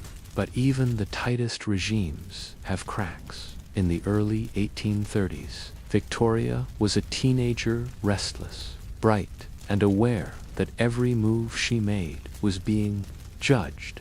She began to keep journals. She filled them with observations about the people around her, about what they wore, how they walked, and how often they smiled. She also wrote poems, and then, one day, someone wrote back. His name was Edward Jones, not a footman or tutor, but a clerk, a quiet, well-read young man employed in the royal household to assist with correspondence. Edward had no title, no inheritance, but he had something the court couldn't categorize: a way with words. It began with a mistake. Victoria had written a small poem, folded it into a note, and left it near the fireplace in her sitting room. It was never meant to be seen, but Edward, retrieving some correspondence, found it by accident. He didn't sign his name. He simply left a few verses beside it. The next day, it was a reply. At first, Victoria thought it had been left by one of her ladies in waiting. She laughed. But when it happened again this time, the lines referenced something she had only written in her journal. She grew curious, intrigued, delighted. Edward never revealed himself, but he knew her routines. He left verses in books she read, in the margins of newspapers, and once tucked inside a handkerchief she had dropped.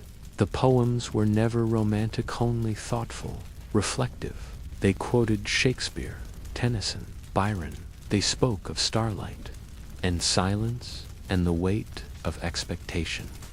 She responded not with direct notes, but by echoing lines in her journal. She once wrote, "He who speaks softly to shadows may yet find them listening." She didn't know who he was, not at first, but by spring she had guessed. One afternoon, passing the hallway near the library, she saw him. He didn't bow too low, he didn't blush, but he looked directly at her, just for a moment, and in that instant she understood. He had kind eyes, ordinary shoes, ink on his cuffs. They never spoke aloud, they never touched, but for the next year they shared a secret language, one built entirely from poetry and glances.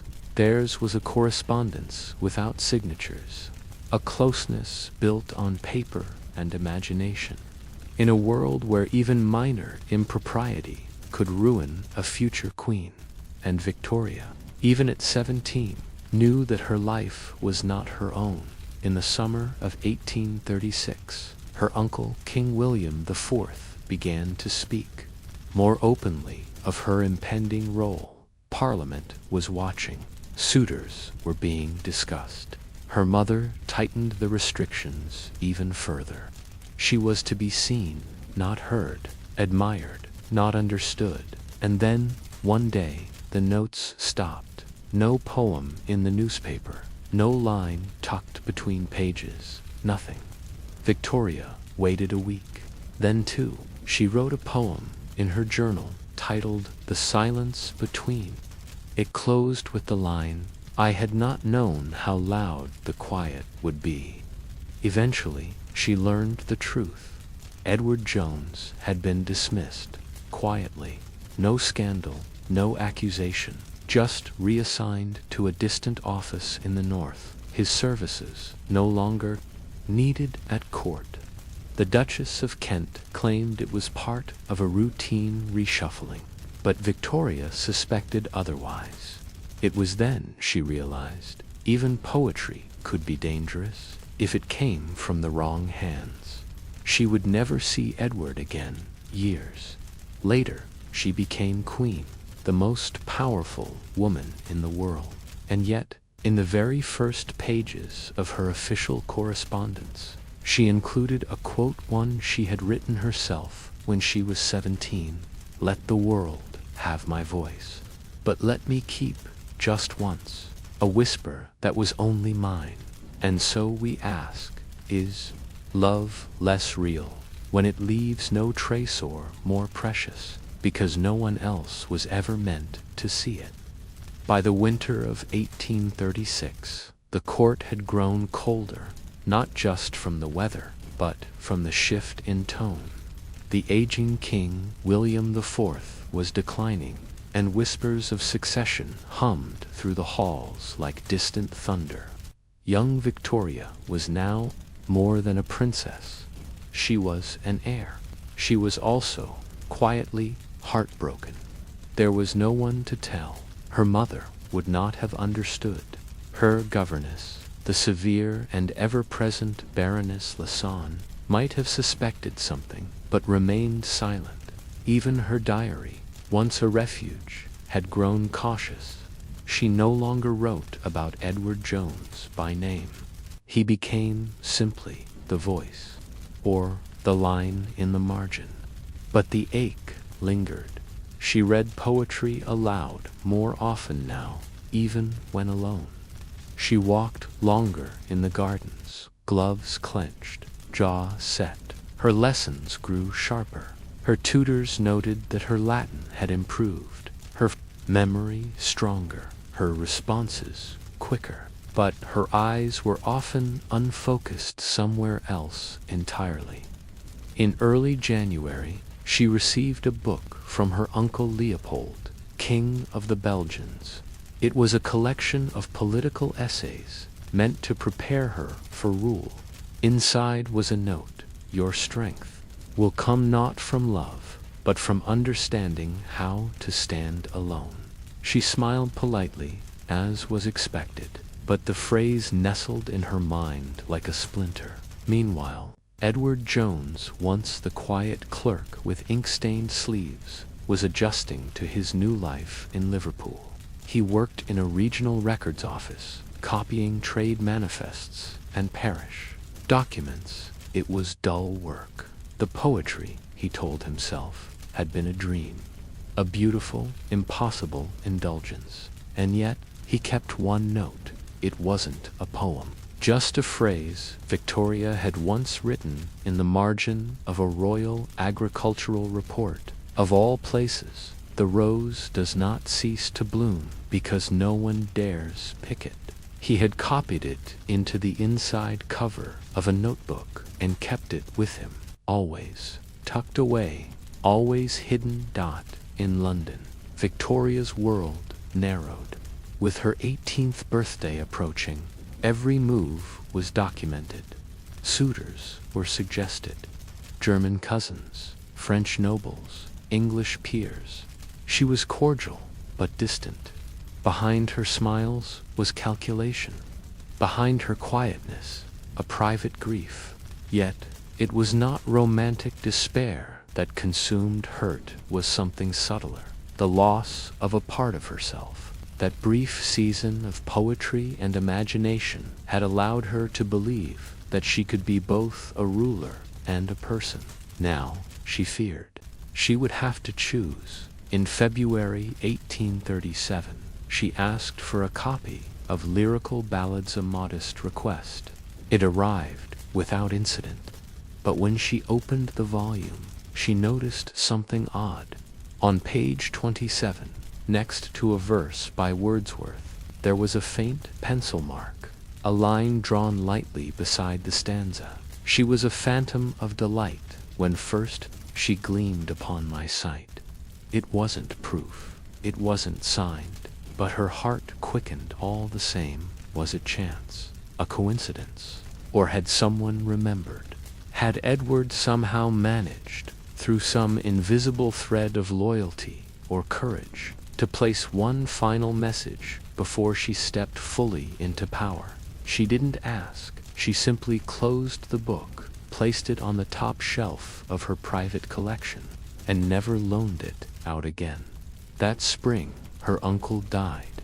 On June 20th, 1837, at 5 o'clock in the morning, Victoria was awakened by her mother and informed that the king had passed.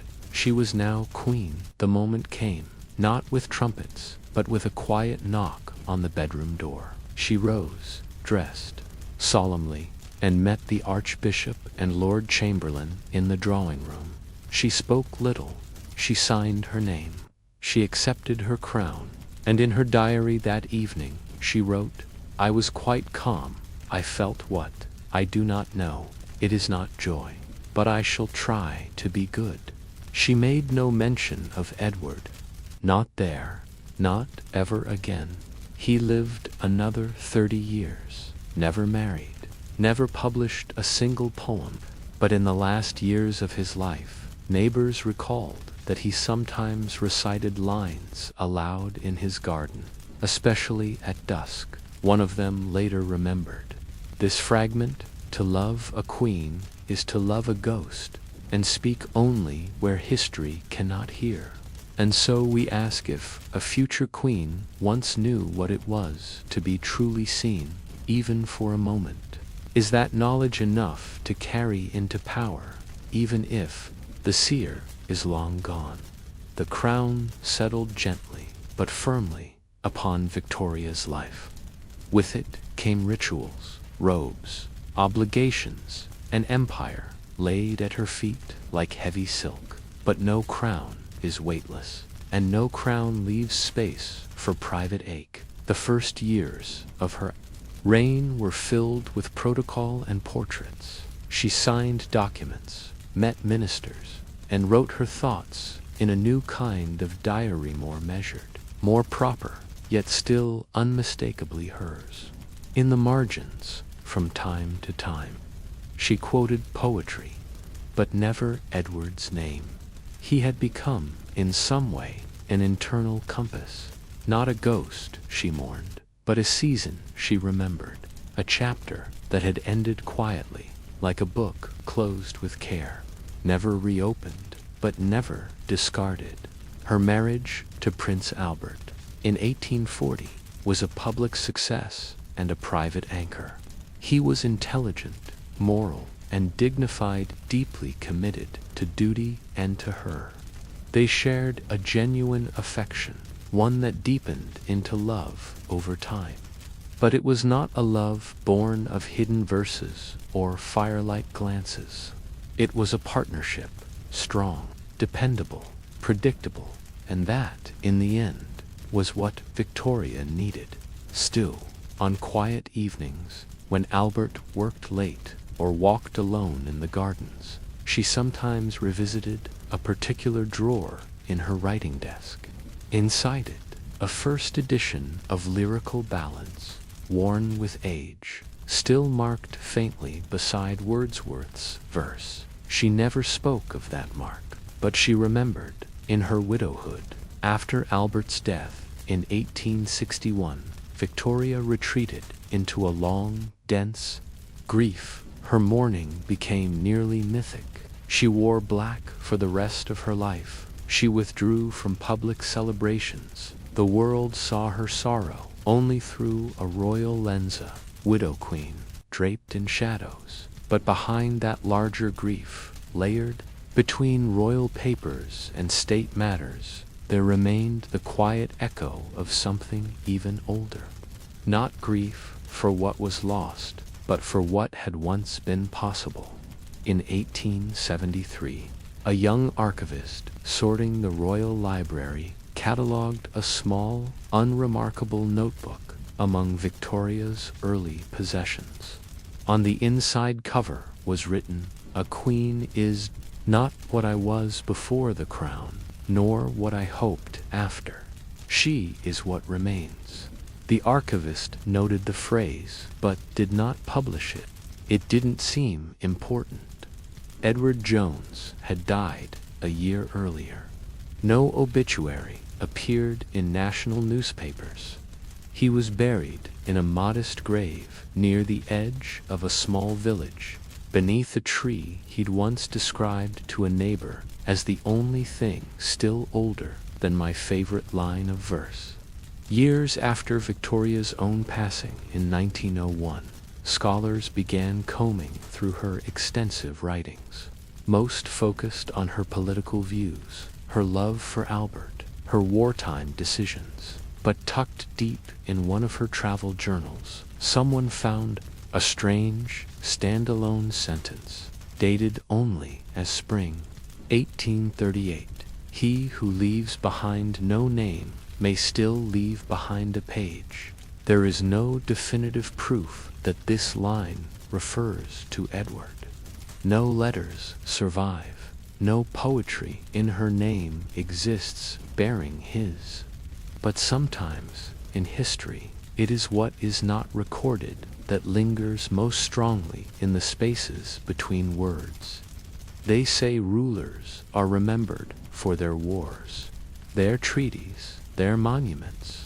But Victoria, for a fleeting moment, may have remembered someone for what he did not become, a consort, a scandal, or a story told aloud. And that, perhaps, was the truest affection of all. So we ask, when history forgets the names of those who mattered quietly, does their imprint still remain in a margin, in a glance, in the silence beneath a throne? The king's sister and the queen's confessor, Eleanor of Aquitaine's forbidden attachment, the year was 1152, and the air in Poitiers was thick with whispers. Eleanor of Aquitaine, recently divorced from King Louis VII of France, had returned to her ancestral lands, not as a shamed queen, but as a woman with the rare luxury of choosing her future. That choice came swiftly. She would wed the 19-year-old Duke of Normandy Henry Plantagenet, soon to be King of England. Their union would change the shape of Europe. It was political, practical, and fierce, but it was not their marriage that history tried to erase. No. The story hidden beneath the stones of Aquitaine involves another man unassuming, articulate, and draped not in armor, but in inked robes. His name was Matthew of St. Denis, a Dominican scholar and theologian, who had once advised Eleanor's sister, Petronilla, during her brief tenure at the French court. Where the court was glittering, Matthew was austere. Where the nobles jostled for favor, he sat in corners, listening. They first met in the court chapel. Eleanor, attending a religious disputation, arranged to mark her return to Aquitaine. She had no interest in the arguments of monks and bishops. She expected the usual dry readings of obscure texts, men debating footnotes. But Matthew's voice was different. He did not quote scripture with hollow reverence. He reasoned through it. He questioned how belief intersected with duty, how confession could be a form of rebellion, and how forgiveness meant little without truth. Eleanor, who had once ridden at the front of a crusade, and who now ruled one of the richest duchies in Christendom, found herself listening, not as a queen, but as a woman with too many secrets and too few equals. She summoned him once, then again, then more regularly. Officially, Matthew became her spiritual advisor. Unofficially, he became her shadow. They met often in the hours between dusk and dark, when the court grew quiet and Eleanor dismissed her ladies with a nod. Sometimes they walked in the cloister garden. Sometimes they simply sat facing the hearth in silence, until one of them said something that felt too personal for paper. She never called him father. He never called her majesty. In those meetings, they spoke of everything but religion. They spoke of war, of love, of choices. She told him of the weight of royal motherhood, of raising children to be kings and daughters to be pawns. He told her of his youth, of books lost to fire, of the ocean he had only seen once and never crossed. They never touched, not once, but something passed between them each time she looked too long, or each time he did not look at her when he could have. Matthew once said quietly, "The soul is not tempted by the flesh, but by being seen without defense." She said nothing in reply, but the next morning she sent him a book of Arabic poetry with a ribbon in the middle of a page that read, "My eyes did not speak to you, but they remembered your name in silence." No one questioned the bond, yet everyone felt it. Henry, now King of England, noticed Matthew's presence, but did not object, not openly. He believed his wife was too strong to be ruled by a monk, and too wise to be distracted by one. But power is a jealous companion, and soon Eleanor's influence began to wane not at court, but within her own household. When Henry began to openly favor his mistress, Rosamond Clifford, Eleanor did not rage. She rode to Aquitaine instead. There, far from Westminster and Winchester, she retreated into herself and into the company of Matthew. It is said they spoke almost daily for over a year. One chronicle from that time notes that the Queen withdrew from the hunts and music, and was often observed at vespers with the Dominican. But there were no scandals. No letters survived. Only a few fragments of poetry copied in Eleanor's own hand, hidden in the binding of a prayer book discovered centuries later. To speak is to betray. To be silent is to hold the world entire in a single breath. Their bond did not last forever. In 1160, Matthew was summoned to Rome, a scholar of reputation. He had been chosen to serve in a theological council. Eleanor offered him lands, titles, zevin, a post as abbot in her duchy. He refused. He told her, simply, "What we are, my queen, cannot live in daylight." She did not attend his departure, but she kept his book of sermons in her private library until the end of her life. And so we ask, is it still love, when nothing is spoken aloud, when nothing is claimed, but when both souls knew, if only for a moment, that they were not alone? By 1160, Eleanor of Aquitaine was no longer the dazzling young duchess who had appended 2 kingdoms. She was in her late 30s, still sharp, still charismatic, but now encircled by the chill of political distance. Her husband, Henry II, was preoccupied with expansion, conquest, and other women. Her children were growing, some obedient, some rebellious. And Matthew of St. Denis, the Dominican, who had known her heart without ever possessing it, was gone. He had left no farewell letter, no personal word, just his absence. The court noticed a change. Eleanor no longer debated with her usual fire at council. Her letters became more clipped. She rarely hosted poetry readings or patronized traveling scholars, something she had once done with flair. In Aquitaine, where her influence remained strong, she shifted her attention to reforming convents and repairing roads. But beneath these dutiful tasks, the quiet hung heavy. In 1162, 2 years after Matthew's departure, a nun at Fontevraud Abbey Place, Eleanor, often visited, recorded in her personal notes that the queen had spent an entire night in the scriptorium alone. No books were taken, no candles burned. She simply sat in silence, fingers tracing the spines of volumes she knew by heart.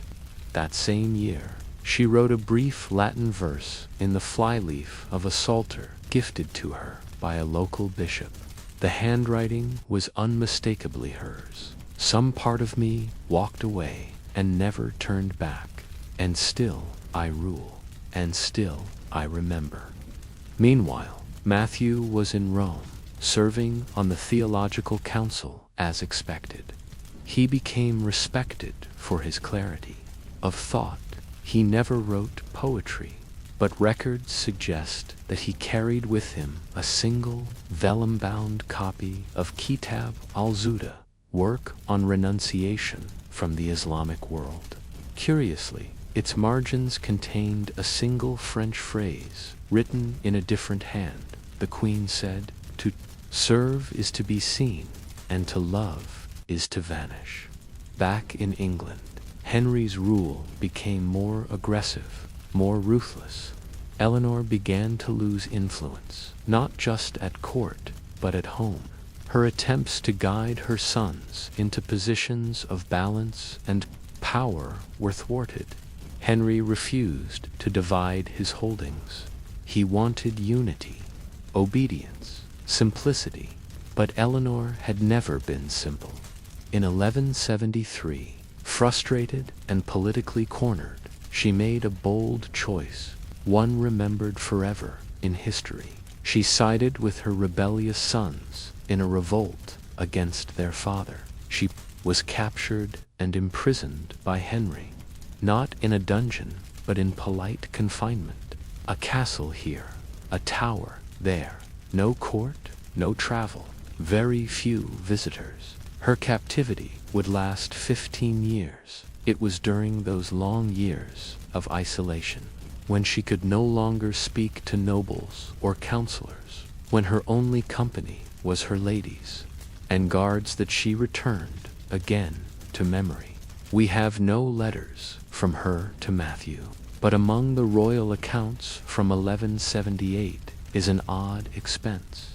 The Queen's household requested a Dominican manuscript from Rome, paying a sum far beyond its market value.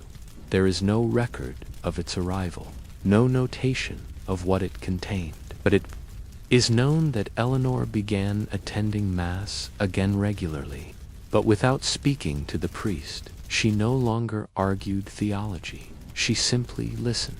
And sometimes, during long walks in the enclosed gardens of her captivity, she would quote softly not scripture, but fragments of something older, something that no one around her recognized. One lady-in-waiting wrote, "She murmured lines I had not heard in Latin or French. I once asked, and she said, 'It is from a sermon never preached aloud.'" Matthew of St. Denis died in 1180. The news reached Eleanor 2 months later.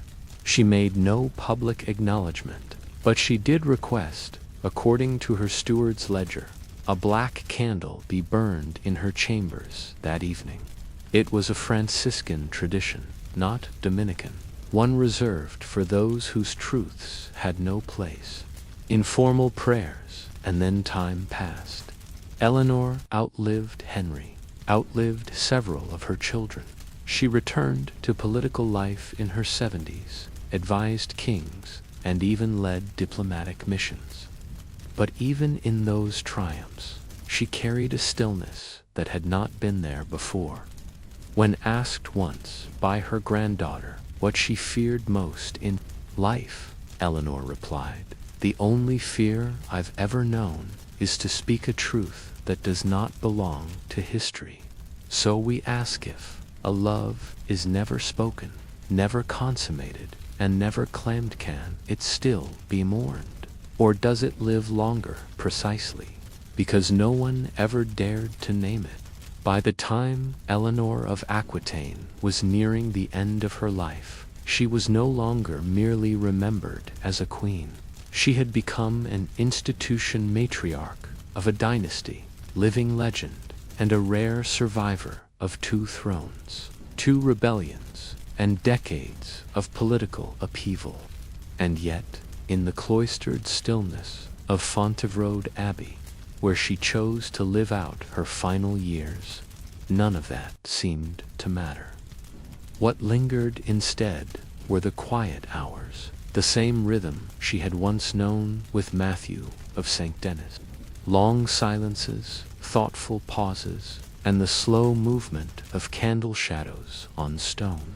She had commissioned no grand memorial. She had no need for monuments. But she spent her final years arranging manuscripts, meticulously organizing her personal library, not for grandeur, but for preservation. Among the volumes was a curious bound collection, a mix of Dominican commentary, Islamic ethical poetry, and blank vellum leaves inserted between the texts. Some pages bore no words, only faint impressions, as if a hand had hovered but never written. Eleanor spent long evenings copying lines in both Latin and Old Occitan, never claiming authorship. They were filed under no name, but they carried her cadences. One passage reads, "He spoke to me not as queen, not as woman, but as soul. And so I listened, and I have not stopped listening." Visitors to Fontevraud noted her composure. She was not melancholic nor bitter, but there was a reserve about her careful stillness, as if she carried a sealed letter she had never dared to open. Her attendants often found her walking the colonnades in the twilight hours, trailing a finger along the cold stone. One sister recorded, "She spoke kindly, but briefly, and always she ended her conversations with a question, never an answer." In 1202, Eleanor's health began to fail. She reduced her time with guests, refused state business, asked only for silence. She requested a final mass be said not in the grand abbey chapel, But in the smaller oratory, where she had once spent evenings during her confinement years before, no grand sermon was given, just a quiet reading of the Gospel of John. But after the liturgy, she handed a folded page to the abbess with a simple instruction: "Place this where no one will look, but where it will not be lost."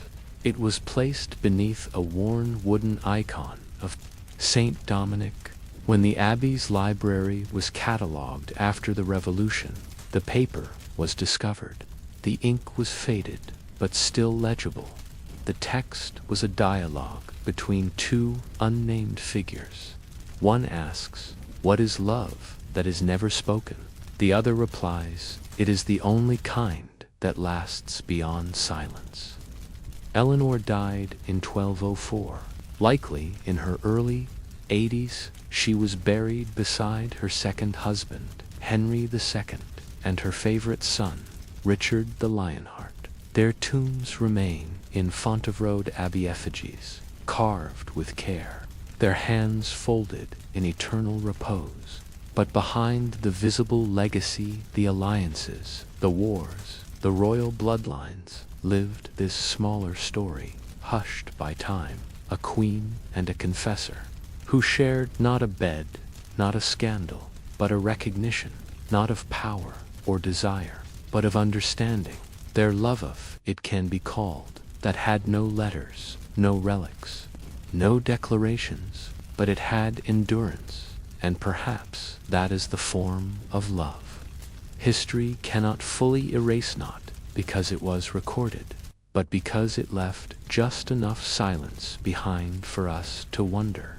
So now, as we leave this quiet chapter, ask yourself what becomes of love that exists only in memory, only in silence, only in the spaces between what was possible and what was proper. Does it fade, or does it simply wait quietly in the pages of forgotten books for someone to ask the question again? The silken chains of Juana, Spain's hidden princess, and the poet she could not touch asterisk in the year 1490. The halls of the Alhambra in Granada whispered with the end of an era. The last Muslim stronghold in Iberia was collapsing under the advance of Catholic monarchs, Ferdinand of Aragon and Isabella of Castile. War was nearly over, and Spain was reshaping itself. As cannons fell silent and Moorish libraries were seized or burned, the royal children were taught not just Latin and scripture, but the delicate art of holding power in a world defined by conquest. Among those children was Princess Juana of Castile. She was 15 either, the eldest nor the youngest of the royal brood, and certainly not the most favored. Her sister Isabella was destined for Portugal. Her brother would inherit the crown. Juana, however, was the silent one, the one who preferred philosophy over piety and books over court dances. She was called Juana la Heretica in hushed tones, even as a teenager, not for actual heresy, but for the way she would quietly question a priest's logic, or stare too long at paintings of the Last Judgment with a flicker of doubt in her eyes. When the court returned from Granada to Castile, Juana remained behind for a time, hosted within a smaller wing of the palace under the watch of Isabella's most trusted tutor and confessor, Fray Tomás de Vivar. Tomás was not a nobleman. He was a former monk turned scholar, young, ascetic, and unfailingly calm. He was placed in charge of Juana's moral education, which included daily prayer, theological readings, and the study of Latin translations of Augustine and Aquinas. But Juana had already read them. What she wanted to talk about was Aristotle, Avros, and perhaps most dangerously, poetry. At first, Tomás resisted. He tried to guide their conversations back to doctrine. But Juana, clever and patient, slowly redirected each lesson into questions of emotion, of meaning, of the soul's silence. She quoted Ovid in Latin his lines on exile and longing. She asked why sorrow could not be a form of worship, and Thomas, against his better judgment, answered her. They were never alone without a chaperone. They never exchanged more than a look that lingered a moment longer than protocol allowed. But within those lessons, a world opened. He read aloud poems that he claimed were for linguistic practice, but the verses always dealt with waiting, with longing, with renunciation. One day, Juana handed him a sealed parchment. "I copied this from an Andalusian manuscript," she said. "Tell me what you think." The poem was about a caged bird, taught to sing the psalms, but dreaming in Arabic. That night, Tomas did not sleep. Over the next months, the dynamic between them changed, but not in the way that would scandalize courtiers. Instead of disobedience, there was restraint. Instead of rebellion, Reverence Juana began composing her own verses, which she hid in a hollow behind one of the stone panels in her chamber.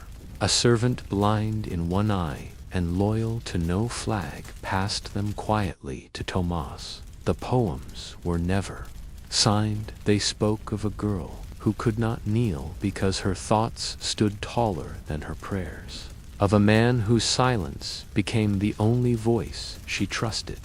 We do not know how many of these poems were exchanged. Most were destroyed later in fear of accusation. But 2 fragments survived, copied secretly into a scholar's personal journal. Decades later, I asked him once what I should pray for. He said, "Pray that you never forget what silence feels like." And he wore black, like the night I never saw him in, and I wore white, like the hope he never touched. Juana's mother, Queen Isabella, soon noticed her daughter's increasing quiet, but rather than suspect poetry, she assumed rebellion. Fearing disobedience, she summoned Juana back to Castile in 1493. Her education under Tomas ended. The separation was swift. There were no goodbyes. Juana returned to a world of Catholic rigor and royal planning. She was told she would be married, off to secure a throne, not a heart. Tomas was reassigned to a monastery in Zaragoza. Officially, it was to continue his theological writings. Unofficially, it was exile. He obeyed without protest. But before he left, he paid one last visit to the Alhambra. He stood alone at night in the old study where he once taught the princess. He lit no candle, but on the desk he left behind a single written line scratched faintly into the wood with the edge of his ring. Not all vows are spoken with the mouth. In the years to come, Juana would be sent across oceans and kingdoms, married off to a prince who would drive her to the edge of madness. History would come to call her Juana la Loca Juana, the mad. But long before the world judged her mind, it ignored the truth that her heart had once known the gentlest form of love, the kind you keep behind stone walls, in poems that no one dares to read aloud. So now we ask, what becomes of a woman taught to rule with silence, when the only person who truly heard her was never allowed to speak her name again? When Juana of Castile was 18, her marriage was decided. It was to be Philip the Handsome, son of Emperor Maximilian I of the Holy Roman Empire. The match was politically brilliant, a Catholic alliance that would tie Spain to the Habsburg crown and extend influence into Central Europe. But for Juana, it was not a union, it was an exile. The journey to Flanders in 1496 was cold, both in weather and reception. She arrived to a court that whispered in French and plotted in German. Juana, fluent in Latin and Castilian, struggled to adjust not for lack of intellect, but because everything around her seemed to run on a currency of performance, not honesty. Philip, though handsome, was distant. He flirted often, grew bored easily, and mistook Juana's quietness for obedience. What he did not understand, what few ever would, was that her silence was not submission, it was shielding. There are records of their early days together, banquets, public appearances, ceremonial masses. Juana played her part. She bowed, smiled, bore him children, but inside she began to crumble, not from the pressure of politics, but from the unbearable loneliness of being unknown. The courtiers saw her pacing at night, whispering to herself in Spanish.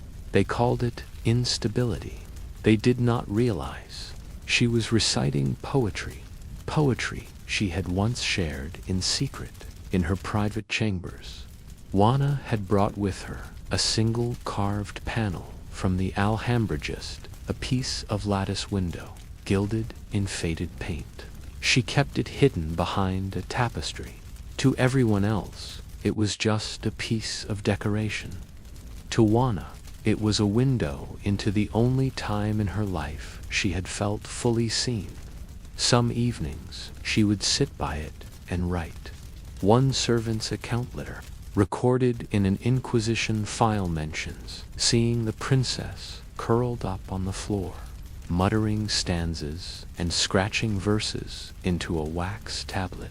She would later melt. It was during this time that the rumors began. Juana was moody, difficult, prone to emotional outbursts, but she was also sharp, too sharp, she argued. Theology with bishops, defied protocol by walking alone in gardens, and once demanded a poem be read aloud instead of a sermon during morning devotion. Philip did not understand her. Worse, he feared her. By 1498, he had begun seeing other women openly. When Juana protested, he dismissed her with cold amusement. Spain sent me a nun, he reportedly said once at court, but she has the soul of a priest. To the courtiers, it was a jest. To Juana, it was confirmation. He did not love her. He did not even try to know her. That winter, she fell ill, not physically, but emotionally. She refused food. She stayed awake through the night. She wrote letters in a cipher no one could read, and then burned them herself. Whispers grew louder. The queen is not right, they said. A letter from a Spanish envoy warned Queen Isabella back in Castile. Your daughter shows signs of mental darkness. She converses with things not present. She mourns the loss of someone we cannot identify. But there was someone, not dead, not truly lost, only unreachable. Tomás de Vivar, now a recluse in Zaragoza, had by then published a single volume of poetry under a pseudonym. The collection, mostly devotional, included one curious section titled The Interludes of Silence. It bore no direct attribution, but one poem in that section included the line, "She was not my queen, yet I obeyed her as I would the sky." Because what else does one do when the night speaks in your own voice? There is no proof that Juana ever read it, but she may have. Royal correspondence still passed between Spain and Flanders. A scrap of marginalia in her prayer book from this time includes a line that seems to mirror his verse. Not sky, not king, but silence. I was always loyal to the silence.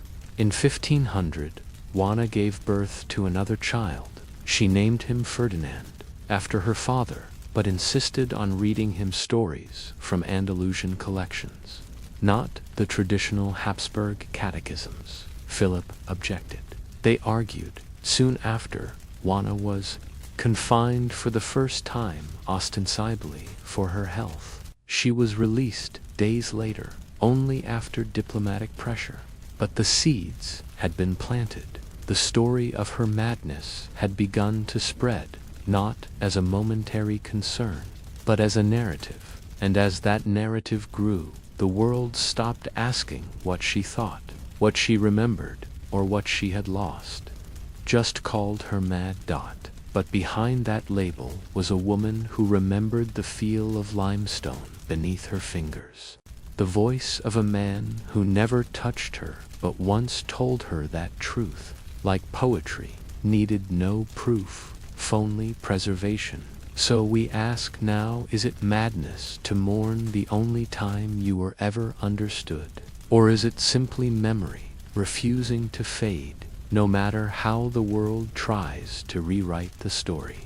In 1504, Queen Isabella of Castile, Juana's mother, died. The event sent shockwaves through the crowns of Europe. With Isabella's death, Juana became Queen of Castile by right of succession. But few trusted her with the throne. Not her father, not her husband, not even the court that was supposed to serve her. They all whispered the same word: La Loca. Mad at first, it was just strategy, an easy way for others to rule in her place. Her father, Ferdinand, pushed for joint authority. Philip, her husband, declared himself King of Castile alongside her, asserting that Juana was unfit to rule. She signed the documents, but only after days of resistance, only after hours locked away in her chambers, reportedly speaking softly to an empty room. But that room, perhaps, was not empty, because tucked into a seam in her traveling chest, still there, among her sparse belongings, was that carved lattice from the Alhambra, the last relic of her youth, a quiet witness to her past. She kept it wrapped in wool and removed it only at night, placing it beside her as she slept on foreign soil. By 1506, Juana and Philip were back in Spain. Their arrival was meant to stabilize her rule, but instead it broke her world. Philip died suddenly. Fever, some said. Poison, others whispered. Juana's grief was immediate and overwhelming, but not in the way anyone expected. She wept, yes, but what unsettled the court was what came after. She refused to bury him. Instead, she ordered his coffin to be kept beside her for days. Then, weeks, she had it opened, more than once, just to see his face, just to be sure he was still there. She ordered masses to be said each night. She insisted he be moved only under her supervision.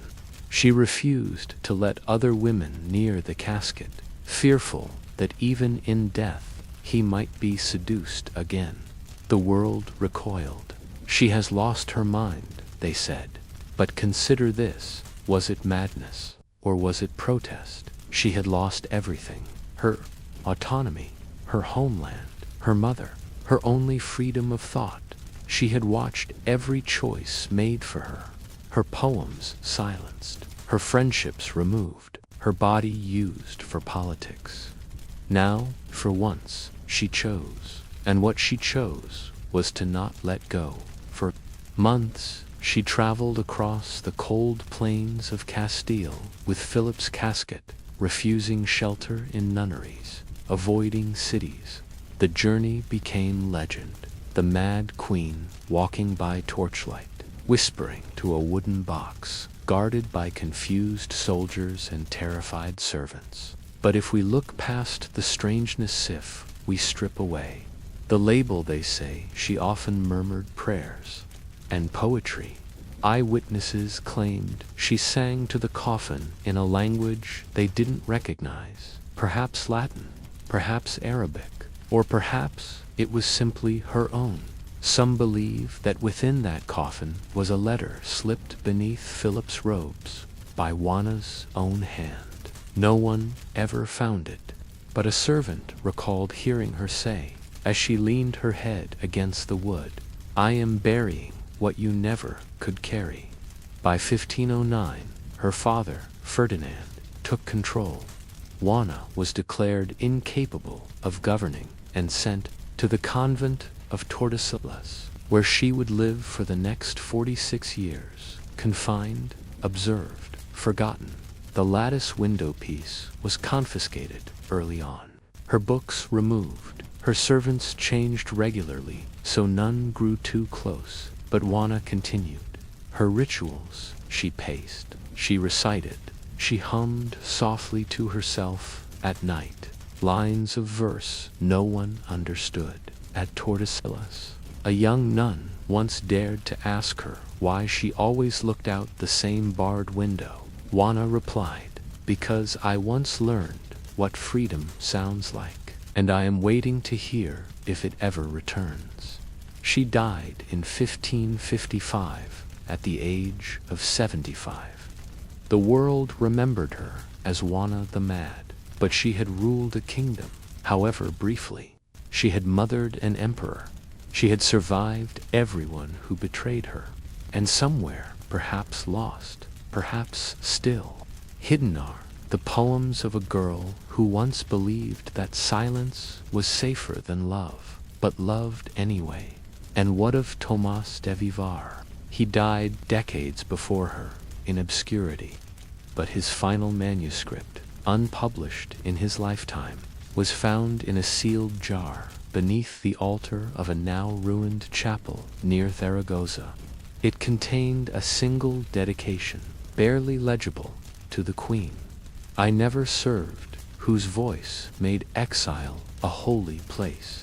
So, as we turn from this story and close the book on Juana, we are left with no scandal, no great romance, no act of passion, only silence, and the enduring question: if no one believes your story, but you remember every word of it, does that make it less true? The Queen's hidden mourner, Mary Tudor, and the man who watched her marry another asterisk in the spring of 1514. Mary Tudor, the younger sister of Henry VIII, was a girl of 17, with hair like burnished copper and eyes the color of late summer dusk. She was England's Jewel Young, beautiful and fluent in Latin, French, and the quiet diplomacy required of royal women. Her laughter was admired, her obedience assumed, but behind that well-trained smile was a heart already to a king, but to a man she had known since childhood. Charles Brandon, Duke of Suffolk, was everything the Tudor court admired, and everything a royal girl could not touch. Handsome, skilled in battle, beloved by the king, and dangerously close to the throne by favor, but not blood. He had no crown, no foreign kingdom, only his title, his loyalty, and his daring. They had danced once at a winter masque. She wore blue, embroidered with stars. He wore silver and black, like a knight from a forgotten poem. It was a fleeting moment, a glance too long, a brush of fingers passed off as choreography.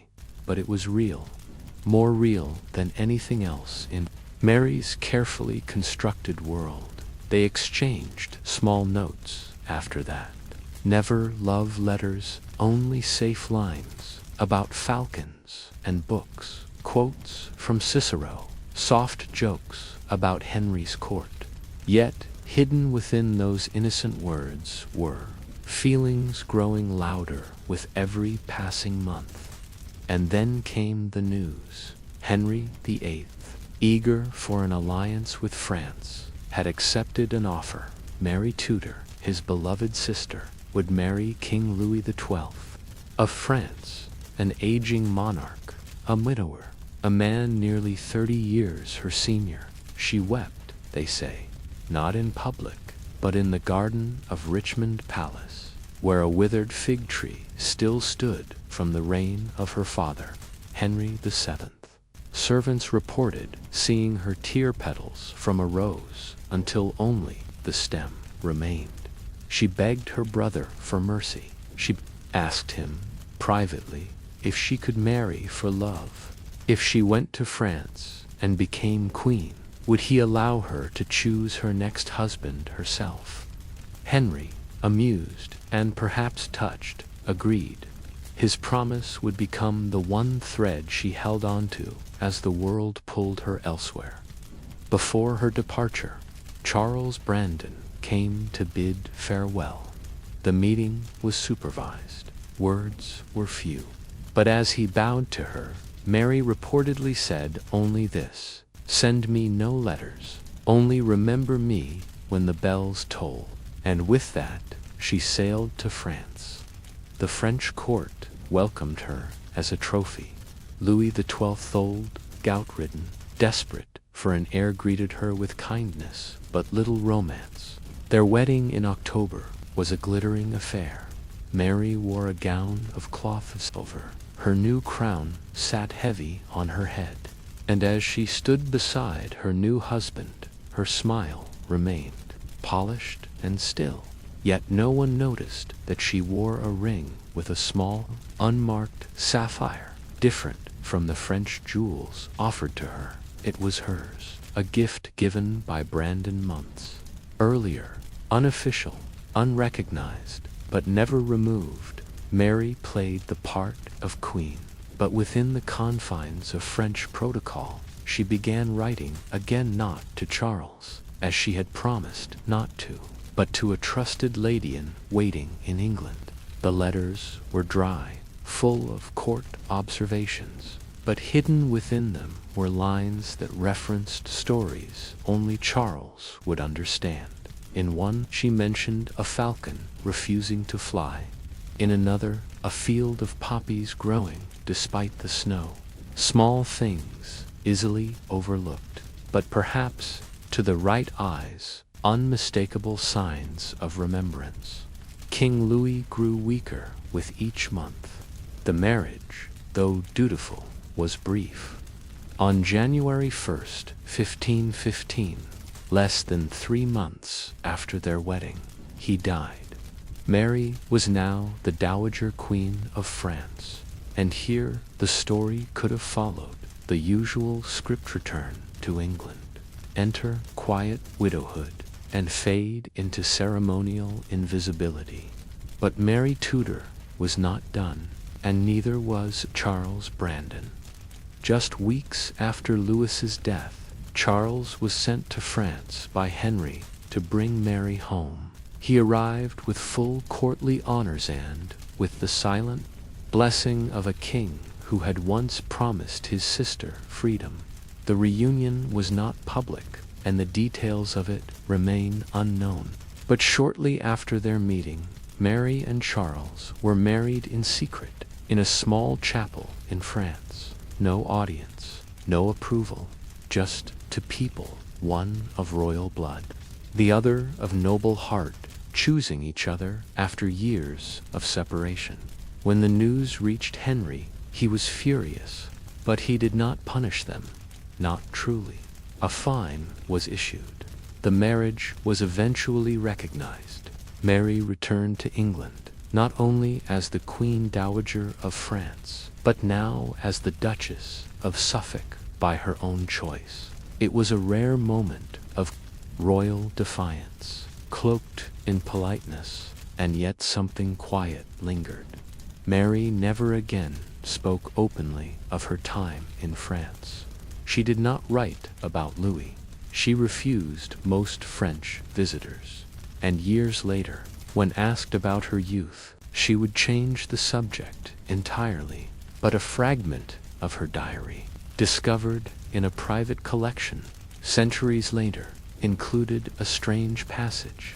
"I was once a queen, and all I wanted was to be known. As a woman, they crowned me with lilies, but I missed the one rose I left behind." What rose did she mean? Did she mourn the crown she had worn, or the love she had nearly lost? Was her secret marriage an act of joy or recovery? And why? When she died young in 1533, at age 37, did she ask to be buried without her French crown? After the secret marriage in France, Mary Tudor and Charles Brandon returned to England under a cloud of tension.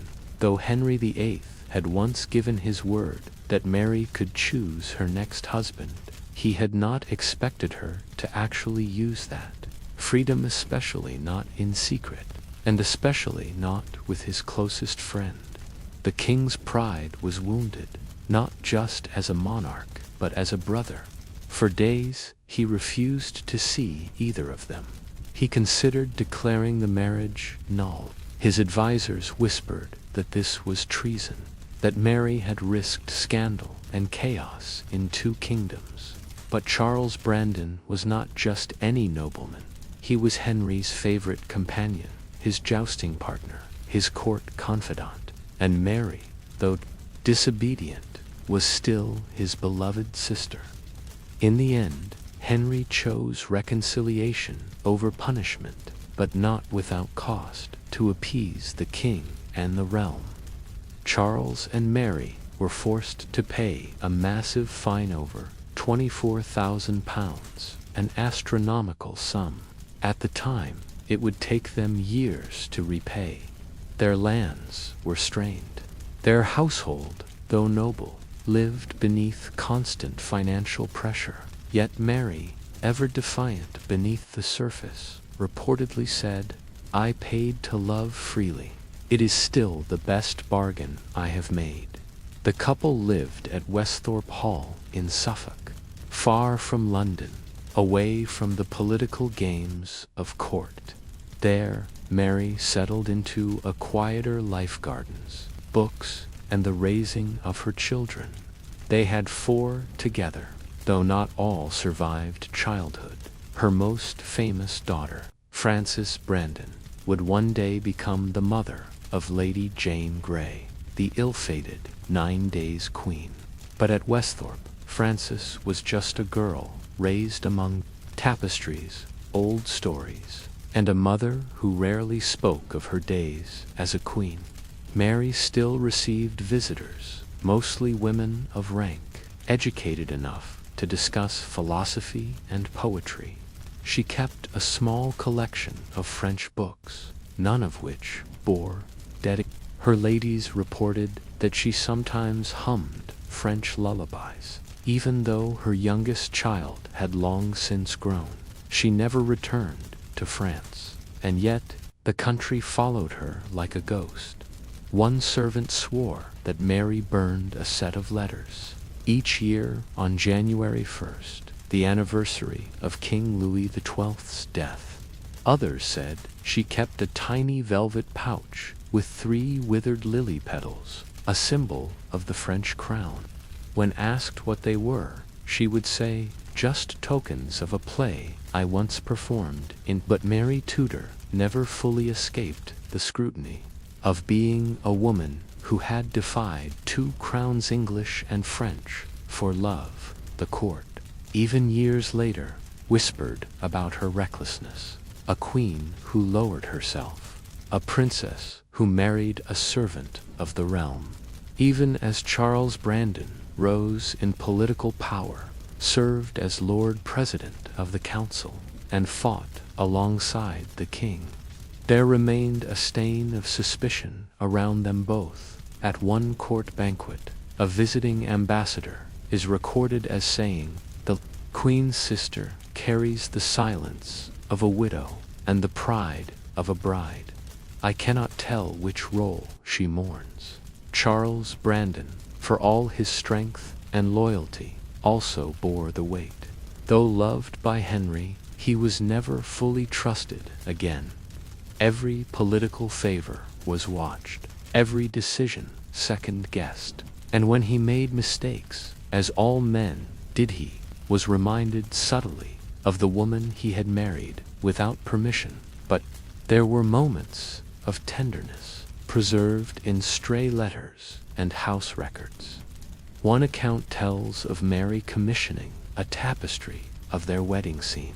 Not the official court painting in London, but the real wedding in the little chapel in France. The work was simple. No crowns, just two figures, cloaked, standing beneath a carved wooden arch. She had it hung in her private chamber behind a curtain. Only she could see it. They say Mary often sat before it on quiet afternoons, knitting in silence, and yet she was not entirely removed from politics. She remained an advisor to her brother, one of the few people who could speak to him honestly. When Anne Boleyn entered Henry's life, and the early seeds of the English Reformation began to sprout, Mary reportedly warned her brother, "Do not follow where your heart wanders if your soul cannot afford the journey." It was one of her last recorded conversations with him. Her health began to decline in her mid-30s. Some blamed melancholy, others pointed to the rigors of childbirth, the cold of Suffolk winters, or the old tension that had never quite left her chest in her final years. She requested that her wedding ring, the unmarked sapphire Charles had given her, be placed in her coffin. No other jewels, no French regalia, no English heirlooms, only that. And she asked to be buried not in London, nor in royal splendor, but at St. Mary's Church in Bury St. Edmunds, a quiet resting place, a small altar, a final retreat from crowns and gossip, the day after her death. In 1533, Charles Brandon locked himself in her chamber. No one was allowed to enter. When he finally emerged, he handed the priest a sealed envelope. "Burn this," he said, "and forget it existed." But the priest, perhaps moved by curiosity or conscience, opened it years later. Inside was a single page of poetry titled "Unsigned," but clearly written by Mary. The final stanza read, "They weighed me down with gold and silk, but love wore only linen. I bowed to kings, I danced with fear, but I chose him and meant it." And Charles, he remarried, as was expected of men in those days. But his second marriage was quiet, no celebration, no grand feasts. He died 2 years later. They were buried apart, but some say, on the anniversary of her death, a rose would appear on Mary's grave. Always the same color, deep Tudor red. No name, no card, only memory.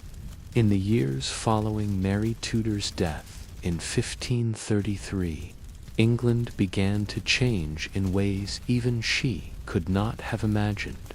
The Tudor dynasty, once rooted in Catholic tradition and cautious diplomacy, was shifting rapidly into a storm of religious reform, royal divorces, and executions. The court grew louder, the throne more dangerous, and the private choices Mary had once made in quiet rebellion now echoed through generations in ways both tragic and profound. Her eldest surviving daughter, Frances Brandon, became a figure of both status and tension. As the niece of Henry VIII and cousin to his children, Frances stood close to the line of successionists, especially during moments when legitimate heirs were in doubt. Mary had once dreamed that by marrying Charles Brandon, her children might live quietly, honorably, far from court intrigue, but that would not be their fate. Frances would go on to marry Henry Grey, Marquis of Dorset, and in time, give birth to a daughter named Lady Jane Grey, a child raised in the strictest traditions of Protestant humanism, groomed for quiet piety, scholarship, and unintentionally, politics. Lady Jane Grey's eventual rise and fall proclaimed queen in 1553 for just 9 days before being executed by Queen Mary. I stands as one of the most heartbreaking events in Tudor history, and though it occurred 20 years after Mary Tudor's own death, many contemporaries whispered that the tragedy began long before, with a woman who dared to marry for love, as if fate had not forgotten. Back at Westhorpe Hall, life continued. After Mary's passing, but the house was never the same. Charles Brandon lingered in the estate for a time, overseeing affairs and attending to courtly matters. Yet, by 1535, he was once again deeply involved in Henry VIII's campaigns, aiding in military operations and working within the king's inner circle. To those who knew him, he seemed altered. Not in appearance, he remained broad, bold, and fiercely loyal, but in energy, he smiled less. He avoided music. He gave fewer speeches at feasts. And whenever someone mentioned Mary's name, he would leave the room. One of his scribes, a man named Walter Worsley, later wrote, "The Duke of Suffolk did not weep in public, nor speak of grief, but once, upon passing a red rose in bloom, he pressed it in his fingers until it broke. He said nothing, but we all heard." Charles remarried in 1533 to Catherine Willoughby, a noblewoman nearly 30 years his junior. Some believed the marriage was arranged more out of duty than desire. Catherine was young, clever, and wealthy. The union was politically convenient. They had children together, and Charles remained a strong presence in the English nobility until his death in 1545. He died peacefully at Guildford, attended by family, and was buried with honors in St. George's Chapel at Windsor Casilla, prestigious final resting place, fitting for a man of his status, but not beside Mary. No record suggests he ever asked to be buried with her. No monument connects their names. Their tombs are separate, their deaths years apart, and yet, among the possessions found in his chamber after death, there was a small velvet pouch. It contained a single withered rose petal and a note that read, "In France, we were free. In Suffolk, we were true. In death, may we remain remembered, if not together." Mary's own tomb was moved after the dissolution of the monasteries under Henry VIII. Originally interred at the Abbey Church of Bury St. Edmunds, her grave was relocated when the church was destroyed. She was reburied at St. Mary's Church, where a plain stone marks her name today. Visitors come still, not in droves, but quietly. Historians, romantics, those drawn to the quieter corners of history, where hearts beat beneath crowns, and where royal love dared to whisper in secret. One such visitor, Queen Elizabeth I, decades later, is said to have stood before Mary's grave in contemplation. Though no official record survives, a courtier wrote that Elizabeth murmured, "She wore her brother's crown, but not his chains." In many ways, Mary Tudor's legacy was subtle but enduring. She proved, even in the tightly wound rules of Tudor power, that love could briefly triumph over duty, that a woman princess, queen, or duchess could shape her fate, even if it cost her the approval of kings. She gave up a French throne for a quiet manor in Suffolk. She traded silk-lined glory for garden walks and handwritten verses. And while history often forgets women like her, or reduces them to footnotes between wars and policies, Mary Tudor's life reminds us of a deeper truth, that even the most glittering crowns can feel heavy, that even the most obedient royal can rebel, and that sometimes a forgotten wedding in a French chapel can echo longer than 1,000 treaties. Tonight, as the world sleeps, and the stars shift silently above. Her story rests between them, troubled, unwritten on palace walls, but etched in memory, in roses, and in the softest corners of history.